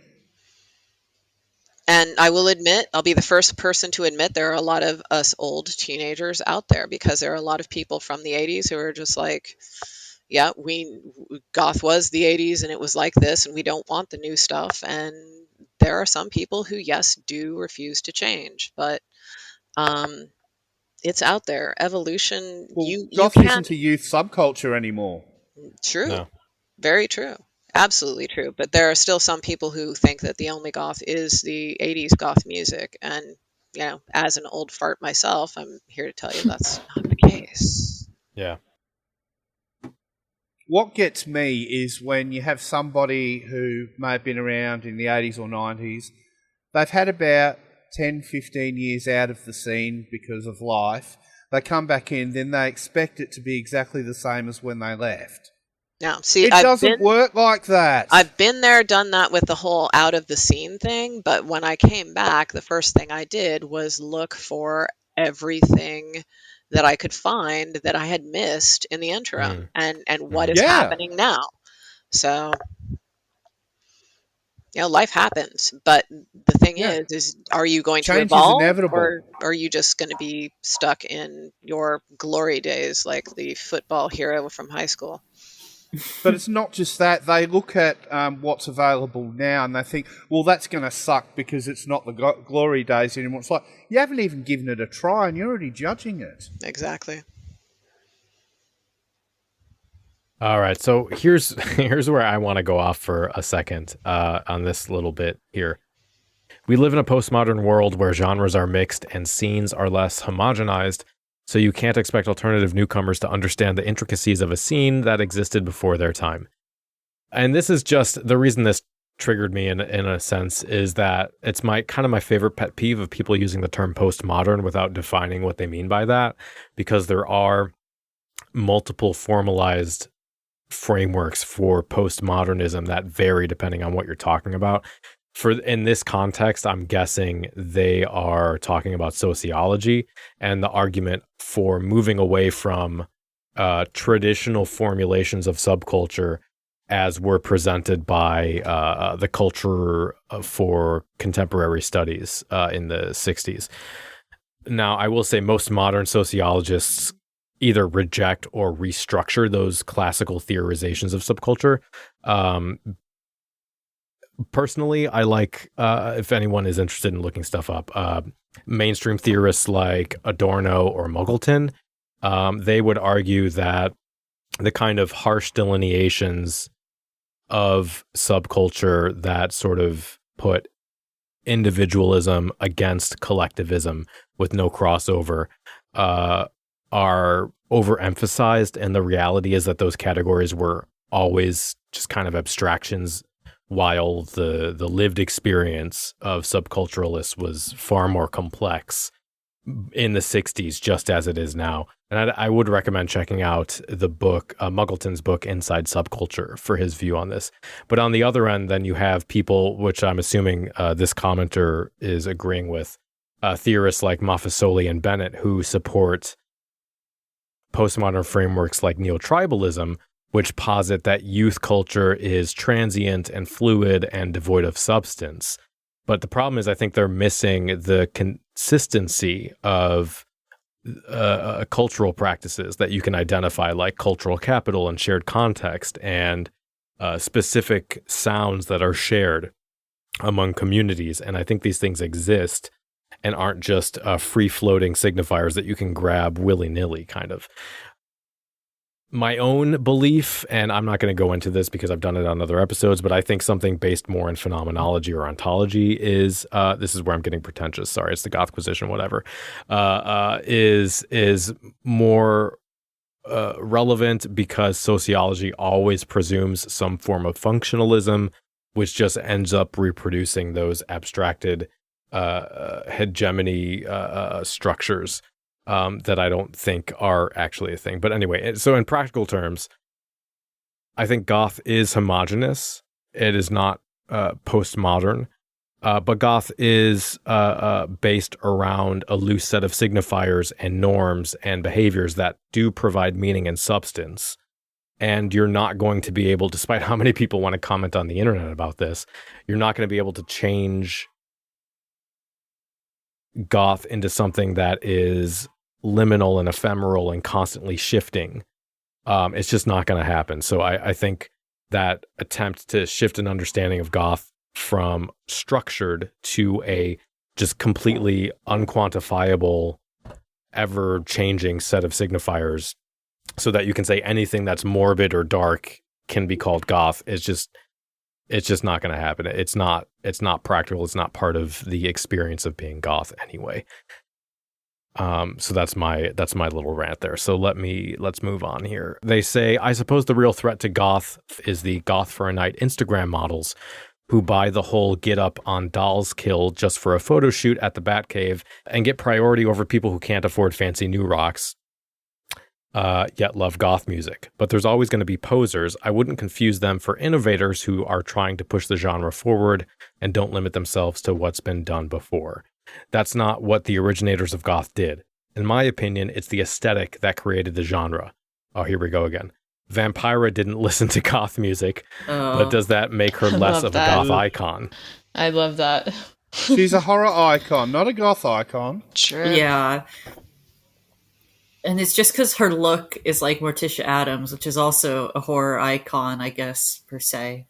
And that's aligned with goth, I guess. And of course, that article, Theda Bara was the first goth in the 1920s. Yeah. We're back to things being an influence, but not actually connected. Edgar Allan Poe was. Get it right. Totally. I mean, to me, none of the people before like the 70s that dress goth or aligned with goth, I should say, are goths, you know? Or like to me, goth is what happened in the 70s, or I guess 80s. Yeah. You know what I mean?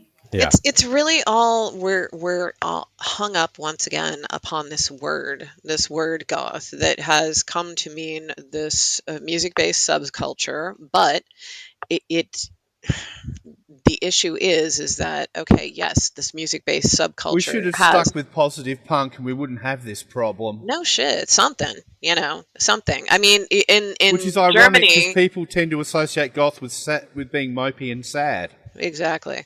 But like I said, it could be worse. We could all be cure heads by now. So, but in Germany or Europe or whatever, you've got the Schwarze and so you're talking about an umbrella term that is basically, that's why you have, bills like Mara Luna, which has gothic metal and dark alternative and goth and all this other kind of stuff. Goth music every year. It's just basically all dark-ish stuff under an umbrella. And so I don't think really that they're quite as hung up on it over in Europe as we are in the US. Totally just like, really, this is goth, this is not goth, this is goth related, this is goth aligned, this is under the goth umbrella, this stands outside the goth umbrella, but on Thursdays we allow it in because, it looks kind of cool. So, yeah, like I said, I came from a time before there was this word that limited everything. And so I can understand that it is very helpful to classify the music genres and the sounds that each of these have. But at the same time, yeah, in cases like this, it can also be a pain in the ass. In a way, we've had to classify the music genres because of all this. Well, there's so much other more now. subcultures borrowing. So that's the thing that defines goth that no one else has, is the music. Yeah. So we end up clinging to that. Now, this is why people are super defining the genres down to how it's played, what effects are used. I don't like that happens. I think it's being too exact, but I can understand why people do it. Yeah, no, there is so much more now, truthfully, that fits under the large gothy umbrella. And so I understand the need to classify it. There are new bands now that people consider goth that a similar sounding band 10, 20 years ago would never have been considered goth. Yeah, well, I think there's a lot of... Yep. Oh, go ahead. Are you sure? Yeah, go for it. I mean, I was going to basically say what you already said, Danny, which was just that, you know, this person said goth is ripping off Vampira, but I think that what they're missing here is the, I don't remember who coined it, but goth being a bricolage and a kind of a recontextualization of stuff from the past, where you're taking that ephemera, putting it through a lens of whatever, the uncanny or the other, and creating something new. So it's not a copy paste. It's a, and like you were just saying, Joe, it's, you know, it is the music that you can't say that because aesthetic was related, that somehow undergirds everything and therefore is the truest of the true goth or whatever. It's the music that put all those things together, and that's the music that continues to be the bind that ties everything together. It's the hub of the wheel. Yeah, just because you use something from pre-80s, it doesn't therefore mean that thing itself is goth. Totally. I was rewatching Jillian Venter's video with like a friend the other day talking shit, and like the fact that she goes on all these things like what goth is, and it's like goth literature, goth architecture, and it's like, girl, please stop confusing these poor people watching your videos, you know? I wrote an article about the whole use of the word Gothic over time and how it's used now. They're all completely different meanings. Words can mean different things. Yeah, depending on context. Yeah. All right. Well, let's do our next song break, and we'll come back with the Gothquisition. So this time we're going to be playing a track that was originally written to mock goths, and over time was adopted as a goth anthem, which I think nicely illustrates the way that goths are able to number one joke about taking themselves too seriously. Sorry, what was that? I said it's a pop number one. Oh, no, it's not, but that would have been a good one.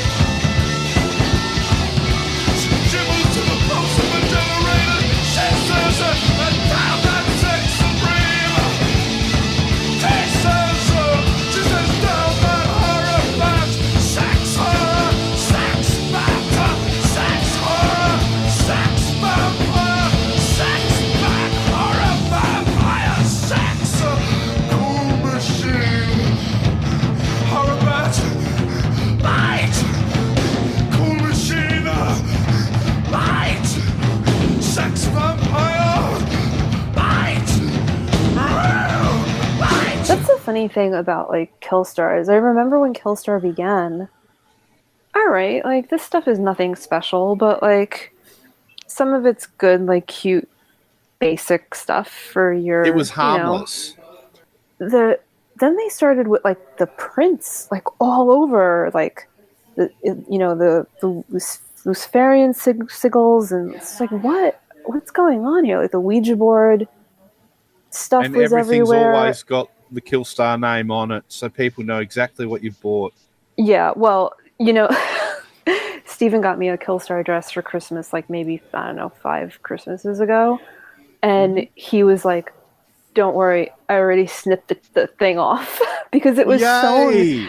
sewn right in this. It was so easy. It was sewn right in the side seam. So he just like popped the side seam open and like took the tag out and re-sewed the side seam. And he's like, there you go, I saved. He's like, that's your extra Christmas gift, is I saved you the trouble of cutting the tag off of it because I'm not going to advertise them. But then they started putting like the print all over shit. But the funny thing is, and then other brands started to copy them. This goth fashion is there's a clear delineation of fashion made by us, for us, and fashion made at us. Yes, and that's right. That's like that happened in the 90s. Like that's where Hot Topic went wrong. Like because it just started becoming okay. We're gonna hire someone right out of FIT to sit here and with no concept of what they're doing and just knock off other designers because they're trying to dictate terms the way of that. Fashion in the mainstream dictates terms. Right, but like the quote unquote like goth fashion when I was growing up that I like aspired to own was made within the scene. I mean, even lip service. I mean, like, not that Drew was like a goth, but that scene was intertwined slightly with like the glam metal scene of Hollywood, and that was the image he was trying to portray. So, like, if you had a goth fashion designer doing a parade, they were doing it at a goth event because they were involved with the scene. Right. I mean, like back in the day, there used to be like fashion shows at goth nights and stuff like that, and it would be someone in the scene who did it, and it was cool, and that was a thing that like I remember the summer in between maybe it was contributing to the scene and not leeching off it. Right, I would go to like Trash and Vaudeville, and I would go to Funhouse in New York, and you would see all these like cool things. And I remember that summer I worked, I think for like $4 an hour, like I'm back in an office. I'm back so that I can get Lipser's vinyl pants. Hi, back. I'm Dad. And it was like the highlight of my year is that I could buy these freaking $90 pants. But it was lip service. It was cool, and everyone starts that way. So I'm not like shitting on the kids that want the expensive stuff, but just like. You should. I don't know. I wish people were more aware of who they were buying kids from. Yeah, you don't buy stuff from a corporation. Yeah, right. And don't buy stuff from a corporation. Like Hot Topic is a fucking corporation who has systematically, partially at least, destroyed the scene. Yeah, they're trying to make themselves synonymous and knocked off people. Right, they've knocked off people in the scene. But the company I used to work for, she didn't want to sell to them. So next season, what happened? They had her complete copies down to the same trim that she used in their stores. They just got someone else to make it. So, and they're doing it now. 2 months ago, there was a shirt on their website that was literally my friend's art. Like, he had to get lawyers involved. And like, how are you going to get a lawyer to fight Hot Topic? You know what I mean? Like, that's where everything went to shit. Don't buy from corporate goth stuff. If you want expensive goth stuff, that's fine, but buy it from an independent person. Buy it from an independent store. Mm-hmm. Yeah. Totally. The other thing too, if we wanted to be walking billboards, we'd be wearing Nike and Adidas. A few months ago or earlier this year, Dolls Kill, I don't know if y'all remember, put out a shirt that literally had Black Friday's, like, drawing of Black Friday on it. Yes, and I like, remember even though that. I'm not a fan of her, I felt bad. Like, how can to have like your face and image stolen, you know, and not get anything for that? Like, hell no, Yeah, that fuck was you, fucked. you know. But Dolls I don't Kill is know. a completely different kettle of fish because they've now effectively been cancelled. I know, but people still support them. It's so sad. Yeah. Yeah. They support them knowing what they've done too, which is the real bad part about it. Like that Erin Miklo girl. Who? Erin Miklo, she's this like wannabe punk girl. You need to look her up. And she's like still 100% supports Dolls Kill just because I give her free stuff. And it's like, do you have morals or ethics at all? That's the other thing with like Black Friday. Like, I think my audio dropped off before when I was saying, like, I asked, does she disclose in these like haul videos, or does like Toxic Tears do it, or She They seems don't to do it disclose. now. She does. They She do does it now because they got she got called called out. out. Yeah. okay? Because Well, I was it's just like, it's a legal really thing. misleading. Oh, it is. Okay. It should Then like be it's so like misleading Instagram. to your followers. Like, I mean, That- it took you're buying $400 worth of stuff. No, you're being given Yeah. it. Or even if you're being given it at a healthy discount. it makes a bad example for the kids because they think they need it and they don't. Mm-hmm. She actually made a video explaining you don't need this stuff, only because hashtag #GothesNotKillstar took off, and it Wait, who forced did them. that? It forced them. That was Black Friday who made that Oh, okay. video. Ultimately, it's the people with the big platforms that need to be saying this stuff, but they don't unless they're forced to. Well, because then they And stop that's getting shitty. free shit. So Yeah. I mean, there are people out there promoting people to use Afterpay to go into debt to buy from these brands. Yeah. And That's bad. terrible. What's Afterpay? It's like, oh, don't worry if you can't afford it. It's You like can just use PayPal Afterpay. credit. yeah, Like It's, you, it's like audit- a high it's credit like a interest card. payday rate. loan. High interest rate. Yeah. Yeah, it's like a payday loan. PayPal used to have some. PayPal used to have like pay later or something like that. But it was Yeah, they still do, and I'm in debt from it.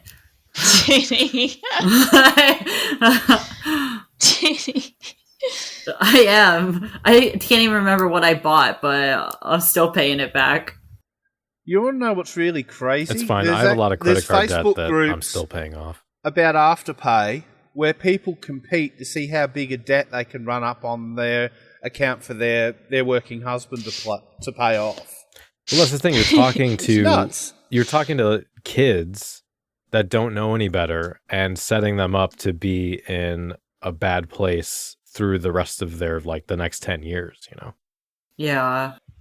like literally when I started, I saved up allowance and money from my first job so I could write a paper check and send it in an envelope to bogies in Germany and Oh my God. London, and I love hope that. like hell that they got it and would take it. No, it wasn't even a check. They wouldn't take a check. So it was like I had to get a money order or send cash through the mail to Europe. And then hope Wow. like hell that I got my shit in the mail 6 weeks later or something. So, you know, there's always been brands, almost always, but you could barely afford them, and it was a very special thing and a rare thing. Yeah. And so the vast majority of your wardrobe you had to come up with yourself. So, but now it's like, oh, I've got to have these brands. I've got to have it. I bought it in the late 90s and it cost me $90. I had to save for ages to get that. I still have it and I still sometimes wear it. It's great. It's all faded, but that's just made it better. Let's wrap this up, shall we? Yeah. Yeah. It's All like- right. So, Over 2:00 here. yeah. So before we get into our fan favorite goth quiz, we have one final sacrifice, and that is Sweden's worst export, Adora Batbrat. What do you get when you cross casual racism with a mall goth? You get a Killstar unboxing. I mean, seriously, I get more insight on what alternative culture is from a 30-second TikTok video than from anything Adora has ever made. That said, I have spent far too much time and breath on Adora in past episodes, and honestly, she doesn't deserve my time. So instead of subjecting you to any more of my truly shitty jokes, I'm going to read a quote from an old zine called Machine Gun Etiquette, which was written by Chaz Matthews. And they say, "You're corrupt, sleazy, money-grubbing, humorless pieces of dung. You worship the trappings of literature without being literary. You involve yourself in cliquish elitism and fascist prejudices while claiming open-mindedness. You use catch-all phrases like support the underground. You use the most obvious, stupid vampire imagery and call it Gothic, ignoring the intelligence, mystery, and genuine thrill of non-vampire horror and goth trappings. You dress only in fashions approved by Ghastly and propaganda, moan about your parents, and have sex as cheap as you are. You have no real friends, only kiss asses and coattail riders. People who want to be the elite, the guilty, like you. I'll always read old ghost stories and love a good blast of camp horror or bloodletting, but I'm leaving you with the image you stole from the Batcave scene, even though you're not smart enough to do it right, and you certainly don't deserve it." Dang. Whoa. Rough. Yeah, that's her. Burn right there. Rough. I have made up my own name for Adora. A diarrhea batchat. Okay. Okay, let's Pooping go her. into some of her sins, shall we? Okay, I'm going to start with the whole upper class goth thing that she was doing. And Yikes. hashtagging with, and that was terrible. It was so bad that I even made my own meme I refer to as Upper Class Joe. She's also a known fat shamer and very pro-anorexia for dieting. There was the Nazi fingers incident where at fuck that. Wave Gothic Treffen at Leipzig in Germany, where it's illegal to do it, she was posing with the two black painted fingernails under her nose. Hitler mustache, yeah. Yes. And yes, you can believe it that I made a meme to parody that too. Let's see, what else do we have? It's such a long list. Then there's many. the 16-year-old penis party for her daughter. Awkward. Yes, let's sexualise the minors. What a great idea. And on to things that happened this year. There was she made this meme. I thought she was thinking she was trying to be funny, but she came off as crass. Well, she always comes off as crass. The effect of the meme is basically, boo-hoo, the sick normies with COVID aren't letting me go to Mariluna. And it come off as if, you mean goths are immune to COVID disease? Really? Yeah.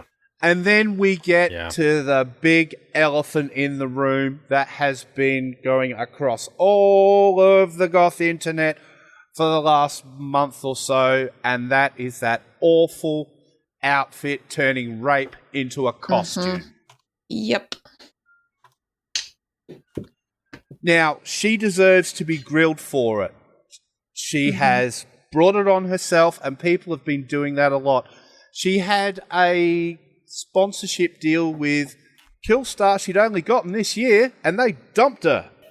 And Rightly she so. bloody deserved it. Yeah, she did. Yeah. Now, but I will say one thing, though. There have been people that have been attacking her friends and family over it. That's not cool. They didn't do anything wrong. But some of her friends have actually been defending her actions, and that isn't cool, and it makes you look as bad as she does. So stop it. Well, I think any In friend fact- who hasn't spoken out about how that was wrong, should not necessarily attacked, but I think that they need to be spoken to about on where they lie, within accepting that type of behavior from a friend, when it's just so wrong, on so many levels, it is wrong. And I think anybody who's still friends with her is questionable. Art, and it wasn't a statement. It was just wrong. It was tone deaf. Well, and the apology was, or the not apology, the response. Well, the response she did it video after of, posting. "Oh, you're said, triggered. I'm It's about your to do fault," something, and I know it's wrong. was even worse. So she knew it was wrong. So we can't even say, "Oh, she's just being a ditz again." This time, she did it. She knew it would be offensive. She knew it would upset a lot of people, and she did it anyway. Yeah, That's definitely. not stupidity. That's being a shitty person. Totally. Yeah, and the apology was it was the equivalent of "I'm sorry you made It me was hit you" victim or blaming. something like Yeah, it was victim blaming. It was Yeah. it was completely like it was as tone deaf as the photo, which Yeah. I mean, look, everything this girl does is for attention, and this I'm glad most days to not give her any, but this was beyond the pale. I mean, bad enough like whining that Mariluna Fuck you, Adora, because bat of the chat. normies who Fuck get you. COVID. Like, fuck you about that. But Yeah. this whole thing was just, it's just edgelord. It was just typical edgelord bullshit that we should have left behind Yeah. in the 90s. We should have left behind with The worst fucking part is she's like nonsense, 48 years old. Yeah. Yeah, she's old as fuck. Yeah. Yeah. Yeah. Hey, I'm older than old as fuck, but I know better. So, No. Sorry, I didn't mean it like that. But Danny. I think Instagram should just delete her account Yes. because she does not deserve any platform at all to spew out her shit. that indeed. Yes. Say no to Adora bat chat. I will simply give her the ultimate punishment of never thinking of her again. I'm going to turn Yeah. my back on her. May she forever live in 2020.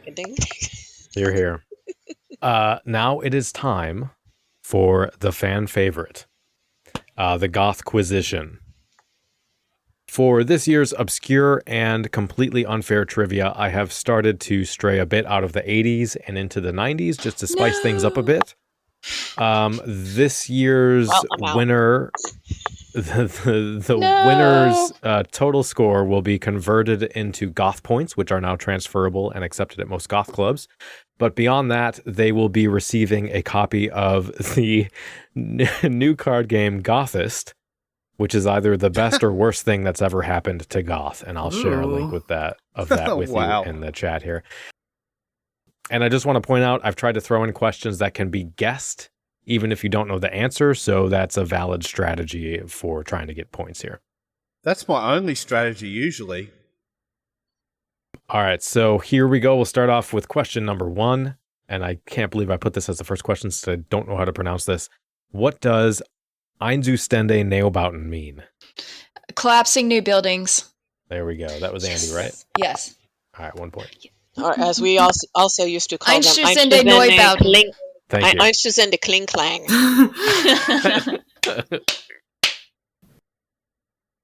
Okay, next question. Where did Blixa get the band name from? World War II propaganda? I mean, kinda. The Berlin Wall. I don't know. Kinda. It was get a from half a point? a headline. It was from a headline in the daily tabloid Berlin paper called BZ. Mm.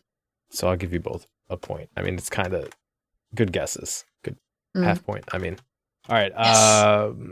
Early on, Blixa Bargeld was a projectionist at a cinema, but only ever showed one film. What was the film? Oh, jeez. Nosferatu. Wait. Good guess, but no. That's a good guess. I mean, you can kind of guess it if you tried. Metropolis? Wings of Desire. No. Oh. Classic. I'm going to give it away. Dracula. No. Musical? Phantom of the Opera. It's a musical? Yeah. Sound of Music. Rocky Horror Picture Show. Yes, there you go, Danny. Got it. Oh, Danny. I said Sound of Music. I mean, that's a Nazi really? movie. All right. Next question. I've never seen that. Really? Not Yeah, have I. Before Malaria, the band was called what? Oh shit. Mosquito? The name of the band was Mania D. Mm. How are we Mania. supposed to know that? Yeah, you're not. That's a I terrible think they name. changed it. Yeah, that's a terrible name. Next question. Thurston Moore once saw Mania D play New York in 1979 at Tier 3 and had such a good time, it inspired him to start what rock band? Sonic Youth. Sonic Youth? Correct. I think Danny had that first, right? Danny got that. Yeah. Yeah. The only reason why I know him, it's because he's literally in every music documentary. Yeah, he is. He is. Everything. Also, my childhood best friend's favorite band was Sonic Youth, so I've seen Sonic Youth 4 times, and I care to mention. Oh my god. Yeah, and I mean, they were everywhere, like in New York. Like, you just be riding the subway, and you're like, oh, look, All there's you had to Thurston do Moore was and say Kim. Thurston Like, Moore, and the answer was Sonic Youth, for fuck's sake. Yeah. I knew this. Come on now. It's just who spit it out first. There's some delay here as well, which doesn't make it fair, but whatever. It's fine. It's fine. You're getting a garbage reward anyway. It doesn't matter. All right, next question. Getting a reward. I know I'm not going to win. In 1986, the band Four Come Horses released a split EP on Wounded Knee Records with what other band? And I only know about this because it came up in a Twitch live stream, and I had never heard of either of these bands. I think they only came out with this EP. I don't think. What was the band name again? Four Come Horses. They released a split EP on Wounded Knee Records in 1986 with one other band. Is it The what Fall? genre? It is post-punk. Don't know. The band is Passion of Ice. Mm. Yes, not heard of that one. Yeah, neither had I, so don't feel I bad. mentioned All right. The Fall because I have seen them on a split record like that, and I thought, well, you never know. All right, name two members of Nervous Gender. Edward Stapleton John and Bowles. Mike Ocha. Oh, Andy got that first. Those are my babes. Andy. Yeah. Okay, so here's some. In all the research I did, I wasn't able to find a definitive count of Roz Williams' pubes. So in lieu of that, I have about 3 similarly obscure trivia questions that nobody in their right mind should actually know the answer to. So the first question is, how many speeds did Roz Williams have on his childhood bike? 1. 7. 10. 10. Who said 10? Michelle? I did. Correct. It was 10. I don't know. I had a 10-speed bike, so I just was like, all right. All right. At age 16, Roz broke into a local college radio station at which Ann Miller was in the process of performing a 2-hour punk set. After kicking her out, Roz and some friends graffitied the walls and played Crass, Black Sabbath, and Fleetwood Mac on repeat. What was the name of the college? Was it Mona? California College, obviously. Oh, Berkeley? Cal State LA. It had No. to be Southern California, Good right? guesses. Good guesses. California State University Northridge. No. The answer... The Fashion Institute. No. The answer was Claremont College. And the radio station was KSPC. Sin, also known as Cindy Arcadia, who later went on to be in the band The Dread, was caught by police after stealing this 80s staple goth accessory for Roz. What was it? An egg. Rosary. Great guesses, but no. Wedding dress. A veil. Fishnets. No. A crucifix. No. I'm loving the guesses, though. Eyeliner. Holy water. A coffin. Mm-mm-mm-mm. Trying to think of things he wore or did. It relates to hair? Hairspray. A wig? Oh, Hairspray. a crimping iron. Crimper. Yep. There you go. Oh. There you go. There we go. Good job. I think this is the last Roz question. In 1979, Roz, Steve Darrow, John Albert, and others went to see a show that featured Black Flag, Circle Jerks, and The Weirdos. Darby Crash was outside with a garbage bag full of nitrous oxide, shouting, "Suck on some of this," and blasting people in the face with it. What band was Darby the singer for? The Germs. The Germs. Yeah. Johnnie! I love the Germs. Johnnie! All right, next question. Dave Sexgang, the original bass player for Sex Gang Children, also formed another post-punk band that played at the Batcave Oh, shit. and was first featured on the Whip compilation in '83. What was the band? Beta. Car What? Crash International. Yes, correct. Yeah. Oh, shit. Fuck! This is all worth it for Andy's reactions. I love it. I'm in shock. All right.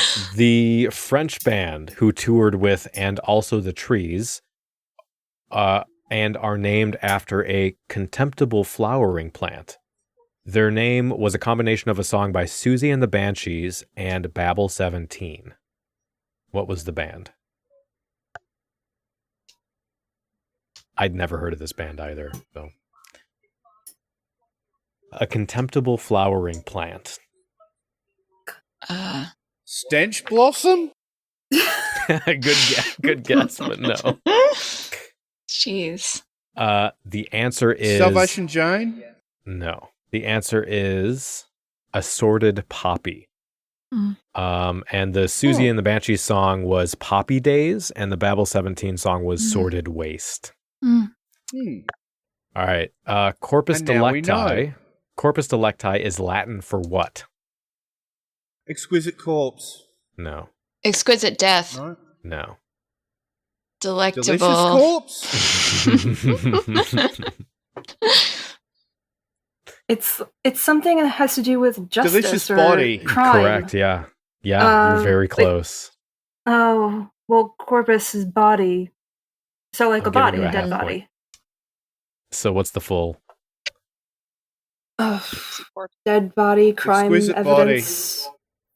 Crime evidence, body. No, corpus. Body I'll of give you a- crime. Corpus I'll give you a is half. body. Body of crime. Who said body that? of crime. Me, Andy? Andy. Yeah. All right. Michelle, you get a half point. You basically, yeah, there we go. That's fair.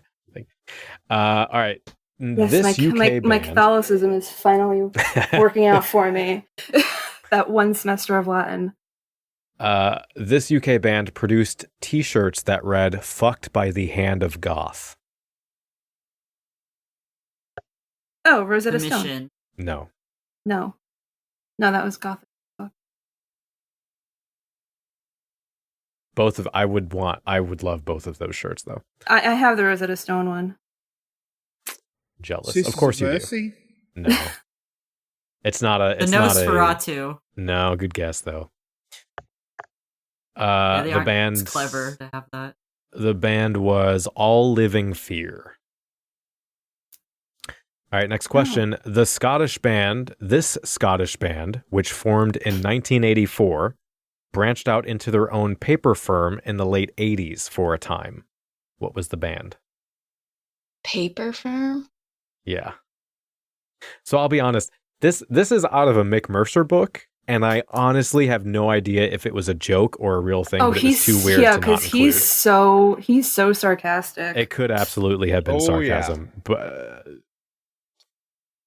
the answer, anybody want to guess? Scottish goth band? I only know Scottish new wave band. bands. The Kilted Dead? No. I mean, Switchblade Symphony were It's like goth rock. Strawberry Switchblade Gothic. We're Scottish, but that doesn't make any sense. Yeah. I think does it have anything to do with Postcard Records, who were Scottish?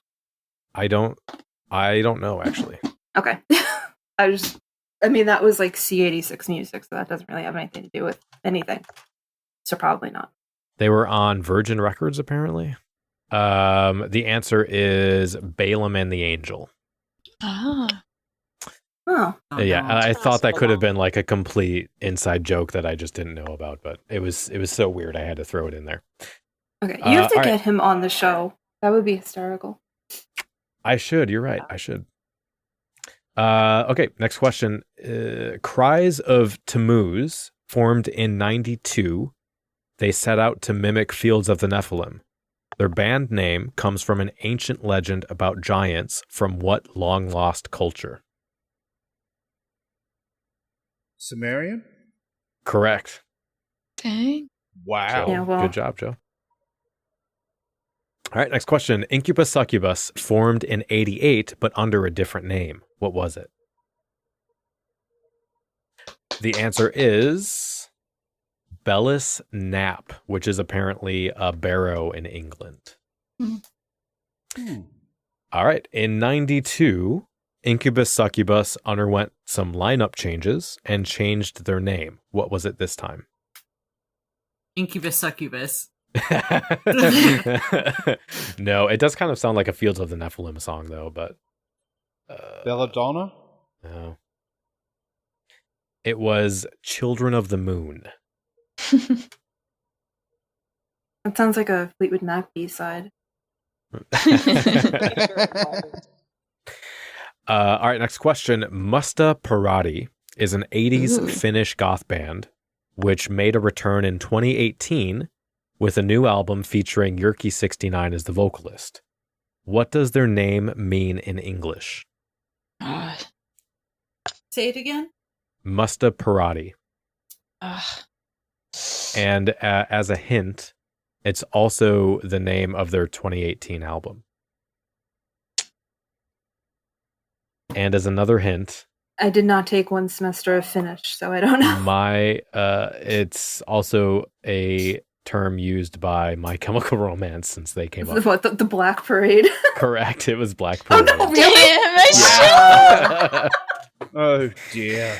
That's the only thing I know from it. Michelle. All right, next question. Here we go. Before releasing music as PJ Harvey, she sang in a band that at one point supported the Nephilim on tour. What was the band? Oh, I should know this because I'm like such a fangirl. I thought you I might. should know this. I have no clue. Mm-mm. Wait, before when? Before releasing music as PJ Harvey, she was in a band that toured with the Nephilim. Well, the Bad Seeds, they wouldn't have toured the Nephilim, right? That was No, and she was never not the officially Bad in the Seeds. Bad Seeds. The band name was Automatic Dlamini. Or Dlamini. I'm not totally sure how to How are pronounce we that. supposed to Wow, guess that's a terrible. You're that's not. a terrible name for a band too. Yeah, it absolutely is. I wonder how many bands don't make it because it's so bad. Like their names are so bad. Yeah. All right, next question. Before Julia Nash re-established Wax Trax in 2014, it was bought out in 92 and dissolved in 2001. Who bought them out? Nine Inch Nails. Universal. TVT. TVT, correct. Isn't I that think I 9 saw Inch that. Nails, though? It's not just Nine Inch Nails. 9 Inch Nails was on the On label. TVT, yeah. I thought they had something to do with that label. Everybody had something to do with it. Yeah, All right. Aphex Twin, Seven Dust, yeah, a bunch. Yeah. All right, next question. In 93, I'll give you a half point for that, Andy. Yes. In 93, Michelle Rowland formed this band following the demise of his earlier projects, Dance Macabre and Nosferatu.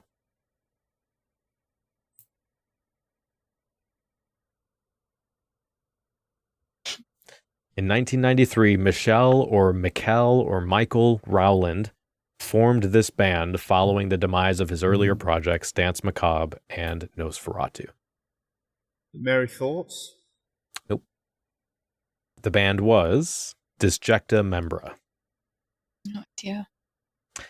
Next question. Before settling on the name Rosetta Stone, Porl, Carl, and Neil went by 3 other band names. Name any of them for a point.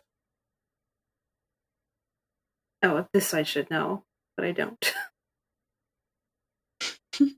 The other band names were Jam and Jerusalem, Virtue, and Third Enigma. Also terrible. Third Enigma is not awful, but Yeah. it doesn't fit the music though. No. All right, next question. Peter Steele once spoke about this band saying, "It is dark ambient music. I would like our next album to sound Lycia. something correct." There you go. Lycia. I was about to say Lycia as well, but you kind of gave it away earlier talking about he was a Lycia fan. So Yeah, he loved them. yeah, we had a hint. To finish the quote, he said, "I would like our next album to sound something like this. It is the most depressing thing I've ever heard in my life. If I put it on in the morning, when I get up, I am useless for the rest of the day." I love that. All right, next question. Planet X, one of Britain's most important goth clubs, took its name from where? B-52's song. Correct. What was the, at what album was it on for an extra point? The self-titled? Nope. Don't know. Whammy. Whammy. Yeah, Who said that's whammy? it. That's it. Jez? That's Jez. Jez said Alright. whammy. Good job. I had to like listen to the song in my head. On my ex, won't be long. All right. Formed in 91 and unveiled on Halloween, this band said they are inspired by the passion of medieval mysticism and the symbolism of Jungian archetypes. Classic 90s goth bullshit.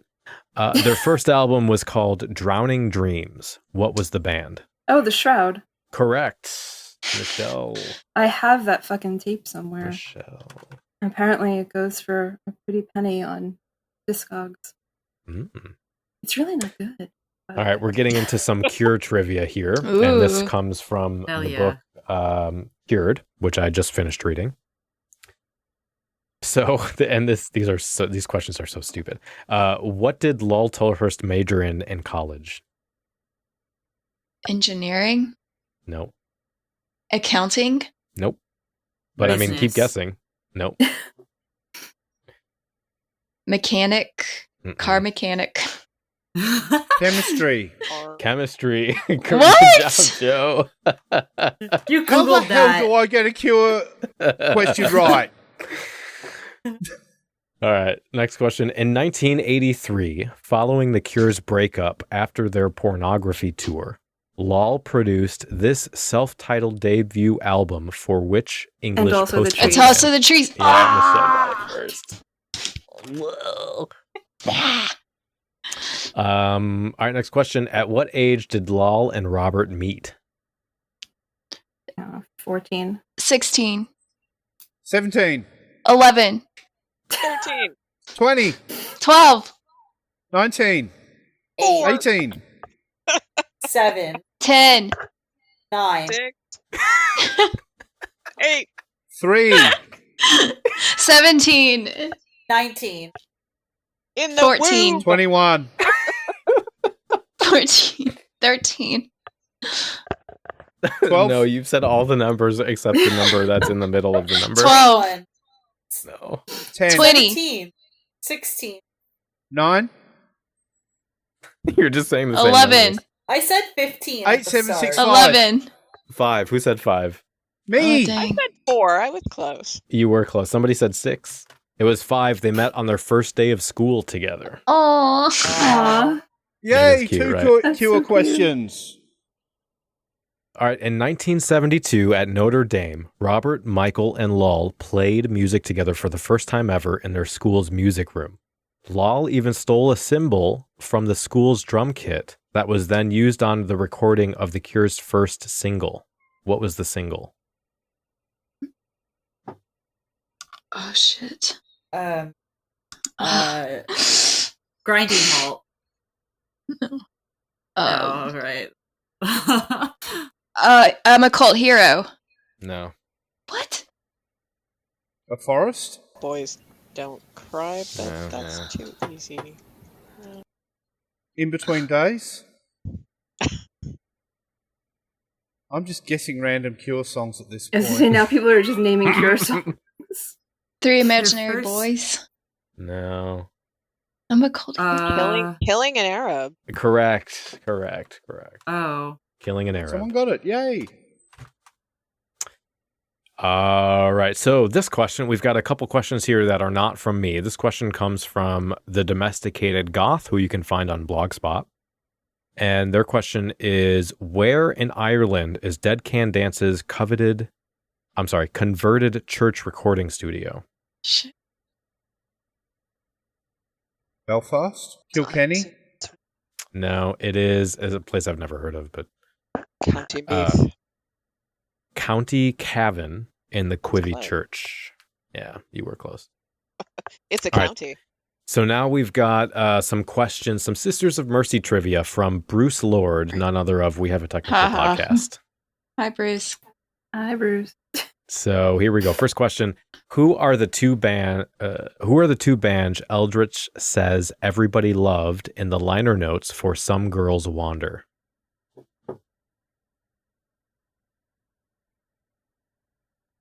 Yeah. Oh, Motorhead and what's that terrible band that he's obsessed with? That he Leonard thinks people Cohen? like? No. That Lou he thinks Reed? people like, but they don't. Hawkwind. Thank you. Well, Seriously? Michelle get a half point, but that was not the correct answer. But they were mentioned, but not in the liner notes. Okay. Oh, okay. Lou Reed. I'm going to get like anti-Hawk hate mail. Oh, I was the one who said they were terrible. So, and I stand by that. So, Black Sabbath? Are Hawkwind like the stoner rock band? they're just Hawkwind like are- classic rock. Like, Classic rock. Lemmy was in Hawkwind before he formed Motorhead. The answer is The Stooges and Suicide. oh, that makes sense. All right, next question. Who gets a dedication / shout out in the runouts of each of the first 4 Sisters singles? Spiggy. Who said that? Danny? I did. Michelle. Michelle. Correct. And who is Spiggy? That's his cat. Correct. Very Oh, good. that's cute. Very good. All right, next question. What does the sign behind the band in the first and last and always group photo read? Jeez. I don't think it's cheese. I'm saying G's. I know. Cheese. We need cheese. Something in Latin? No, it's in That's just English. a guess. It's Okay. cheating if I just like extend my arm because I'm sitting like right by my record shelf. right? So cheating. Yeah, no, I don't know. No idea. All right, the answer is Detroit's Finest Adult Movies. Interesting. Oh yeah, And- that's right. They're in front of like a marquee. Mm-hmm. Yeah. And then here's the last question from Bruce. What is the full name of the contractually obligated SSV project as hinted at on the band's site?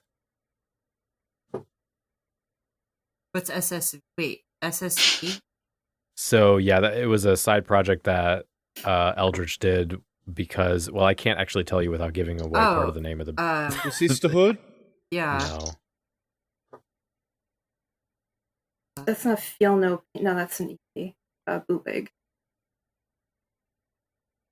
But there's a bootleg called Feel No Pain, the SSV project. Because I have. So I'll tell you the abbreviation.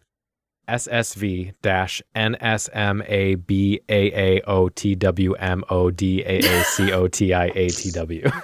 What? Oh, well, of course. Oh, yeah, that. A short-lived musical project formed by Eldritch in '97. So I'll just tell you because this is absolutely ridiculous. We're in my notes. It is screw shareholder value. Not so much a band as another opportunity to waste money on drugs and ammunition courtesy of the idiots at Time Warner. Hell yeah. That is the most Eldritch thing I've Yeah, ever it's so heard. true. And you know what? Lord Bowie bless him. I love that man. Yeah, the more me of an too. ass he becomes, the more it just like ingrains him in my Truth. heart. I bought a Sisters of Mercy wine glass. It was like my only ridiculous quarantine purchase. Where can I get that? Wine glass. I will link you. I found the dude on Instagram or person. I'm not sure. Link me. But yeah, Eldritch is a butt, but he's our actually, you know butt. what? I'll just shout it out. It's Gorilla, like not the animal, but like Gorilla Glassware on Instagram, and they do like everything. Like they made my Friend of Misfits one. I got Sisters one, and totally cool. So I need that in my life. Everybody should get their favorite goth band on a wine glass. Yes. All right. Here is the absolute final question. And this is another Sisters of Mercy question, but this is from my own brain. The question is, this is the only official recording of the Sisters of Mercy in their 3-piece Eldritch, Hussey, Adams lineup. What's the name of that video recording? Oh, The Wake. Correct. That's like the thing, like if you have a DeLorean, it's like, that's what I'm going to. I'm going to the last Ziggy Stardust concert and I'm going to that show. Even though I have it on videotape and I watch it like incessantly. Like I have it on VHS, which I do. But yeah, that would be that. I would waste a DeLorean. Like I wouldn't go back and do something. I wouldn't go back and do something like humanitarian. I know I would go to fucking concerts. Me too. And just for some context, it was a 1987 TV special live at the Royal Albert Hall. And a little trivia about that: Eldritch apparently had a cracked rib and was drugged up for this performance. Nice. Oh, so that, not like any other time. Yeah, right. Different drugs. All right, so while I tabulate the votes, we're going to take our final song break. And this is from the punk band Action Pact, and it's called Gothic Party Time. Oh, I love that song. Great song. Yeah.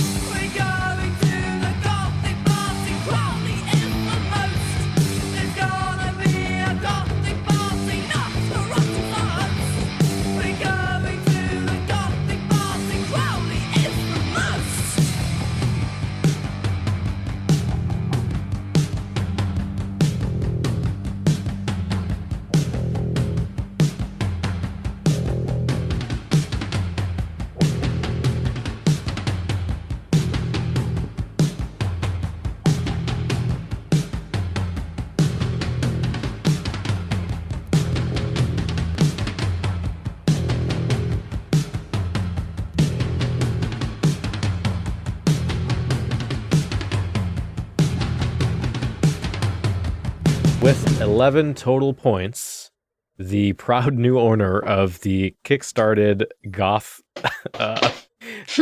trading card game Gothest is Michelle. Congratulations. Of course. Of course. I'm going to beat you someday, Michelle.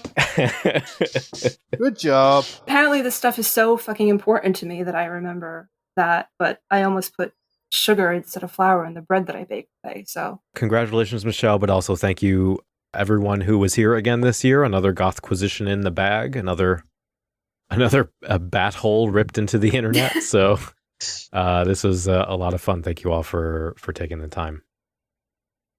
Thank you. Yeah, thank you for thanks. doing this. This has to be so much thankless work. So many poses, so few minutes to berate them. The fun is not quite over yet, though. If you want more of the Gothquisition, we have more for you, and it is in the form of a riff track for the newly released movie My Summer as a Goth. That's right, we sat down to watch this film for the first time and provide our commentary. It may actually be one of the funniest things we've ever done on the podcast, so I actually put together a short promo for that episode. Listen to this. Oh my god. Dad's dead, but I can high-five creepy teacher. And a pinch of my vagina. What is happening? Don't mind me, I'm just embellishing my air of pretension. Nah, the old man ass is going to be the best part of this movie. Shopping montage! Oh, time for another drink. I am physically reacting to this. Can I have some candy, Daddy? Ugh. He should not be handing out goth cards. That is a joke. Where's my vodka? Ew, wow. No, bye, Jillian. Fuck this tree! I feel sorry for anyone that watches this sober. Ew. His eyebrows are terrible, and his contour, so no. The sequel has to be us coming in to save her from this. I know, we show up at the end of the film. Oh, yes. Lit cigarette, me dressed up, just like, get in the hearse. Now, if you'd like to get that episode, it will be publishing on our Patreon December 16th. That's patreon.com/Cemetery Confessions. That's where you can get it. There's also special video content that is available on Patreon right now, along with some other stuff we'll be doing next month when we take the hiatus for the show. So I hope you'll join us there. But I'm glad you've come along with us to create drama where there is none, to reconvene the Goth cabal and prove once again that the rest of the internet is inferior. So thank you for joining us, and until next time, stay dark. The preceding program is a member of The Belfry, a network of blogs, podcasts, and videos for the darkly inclined. Go to thebelfry.rip for more information.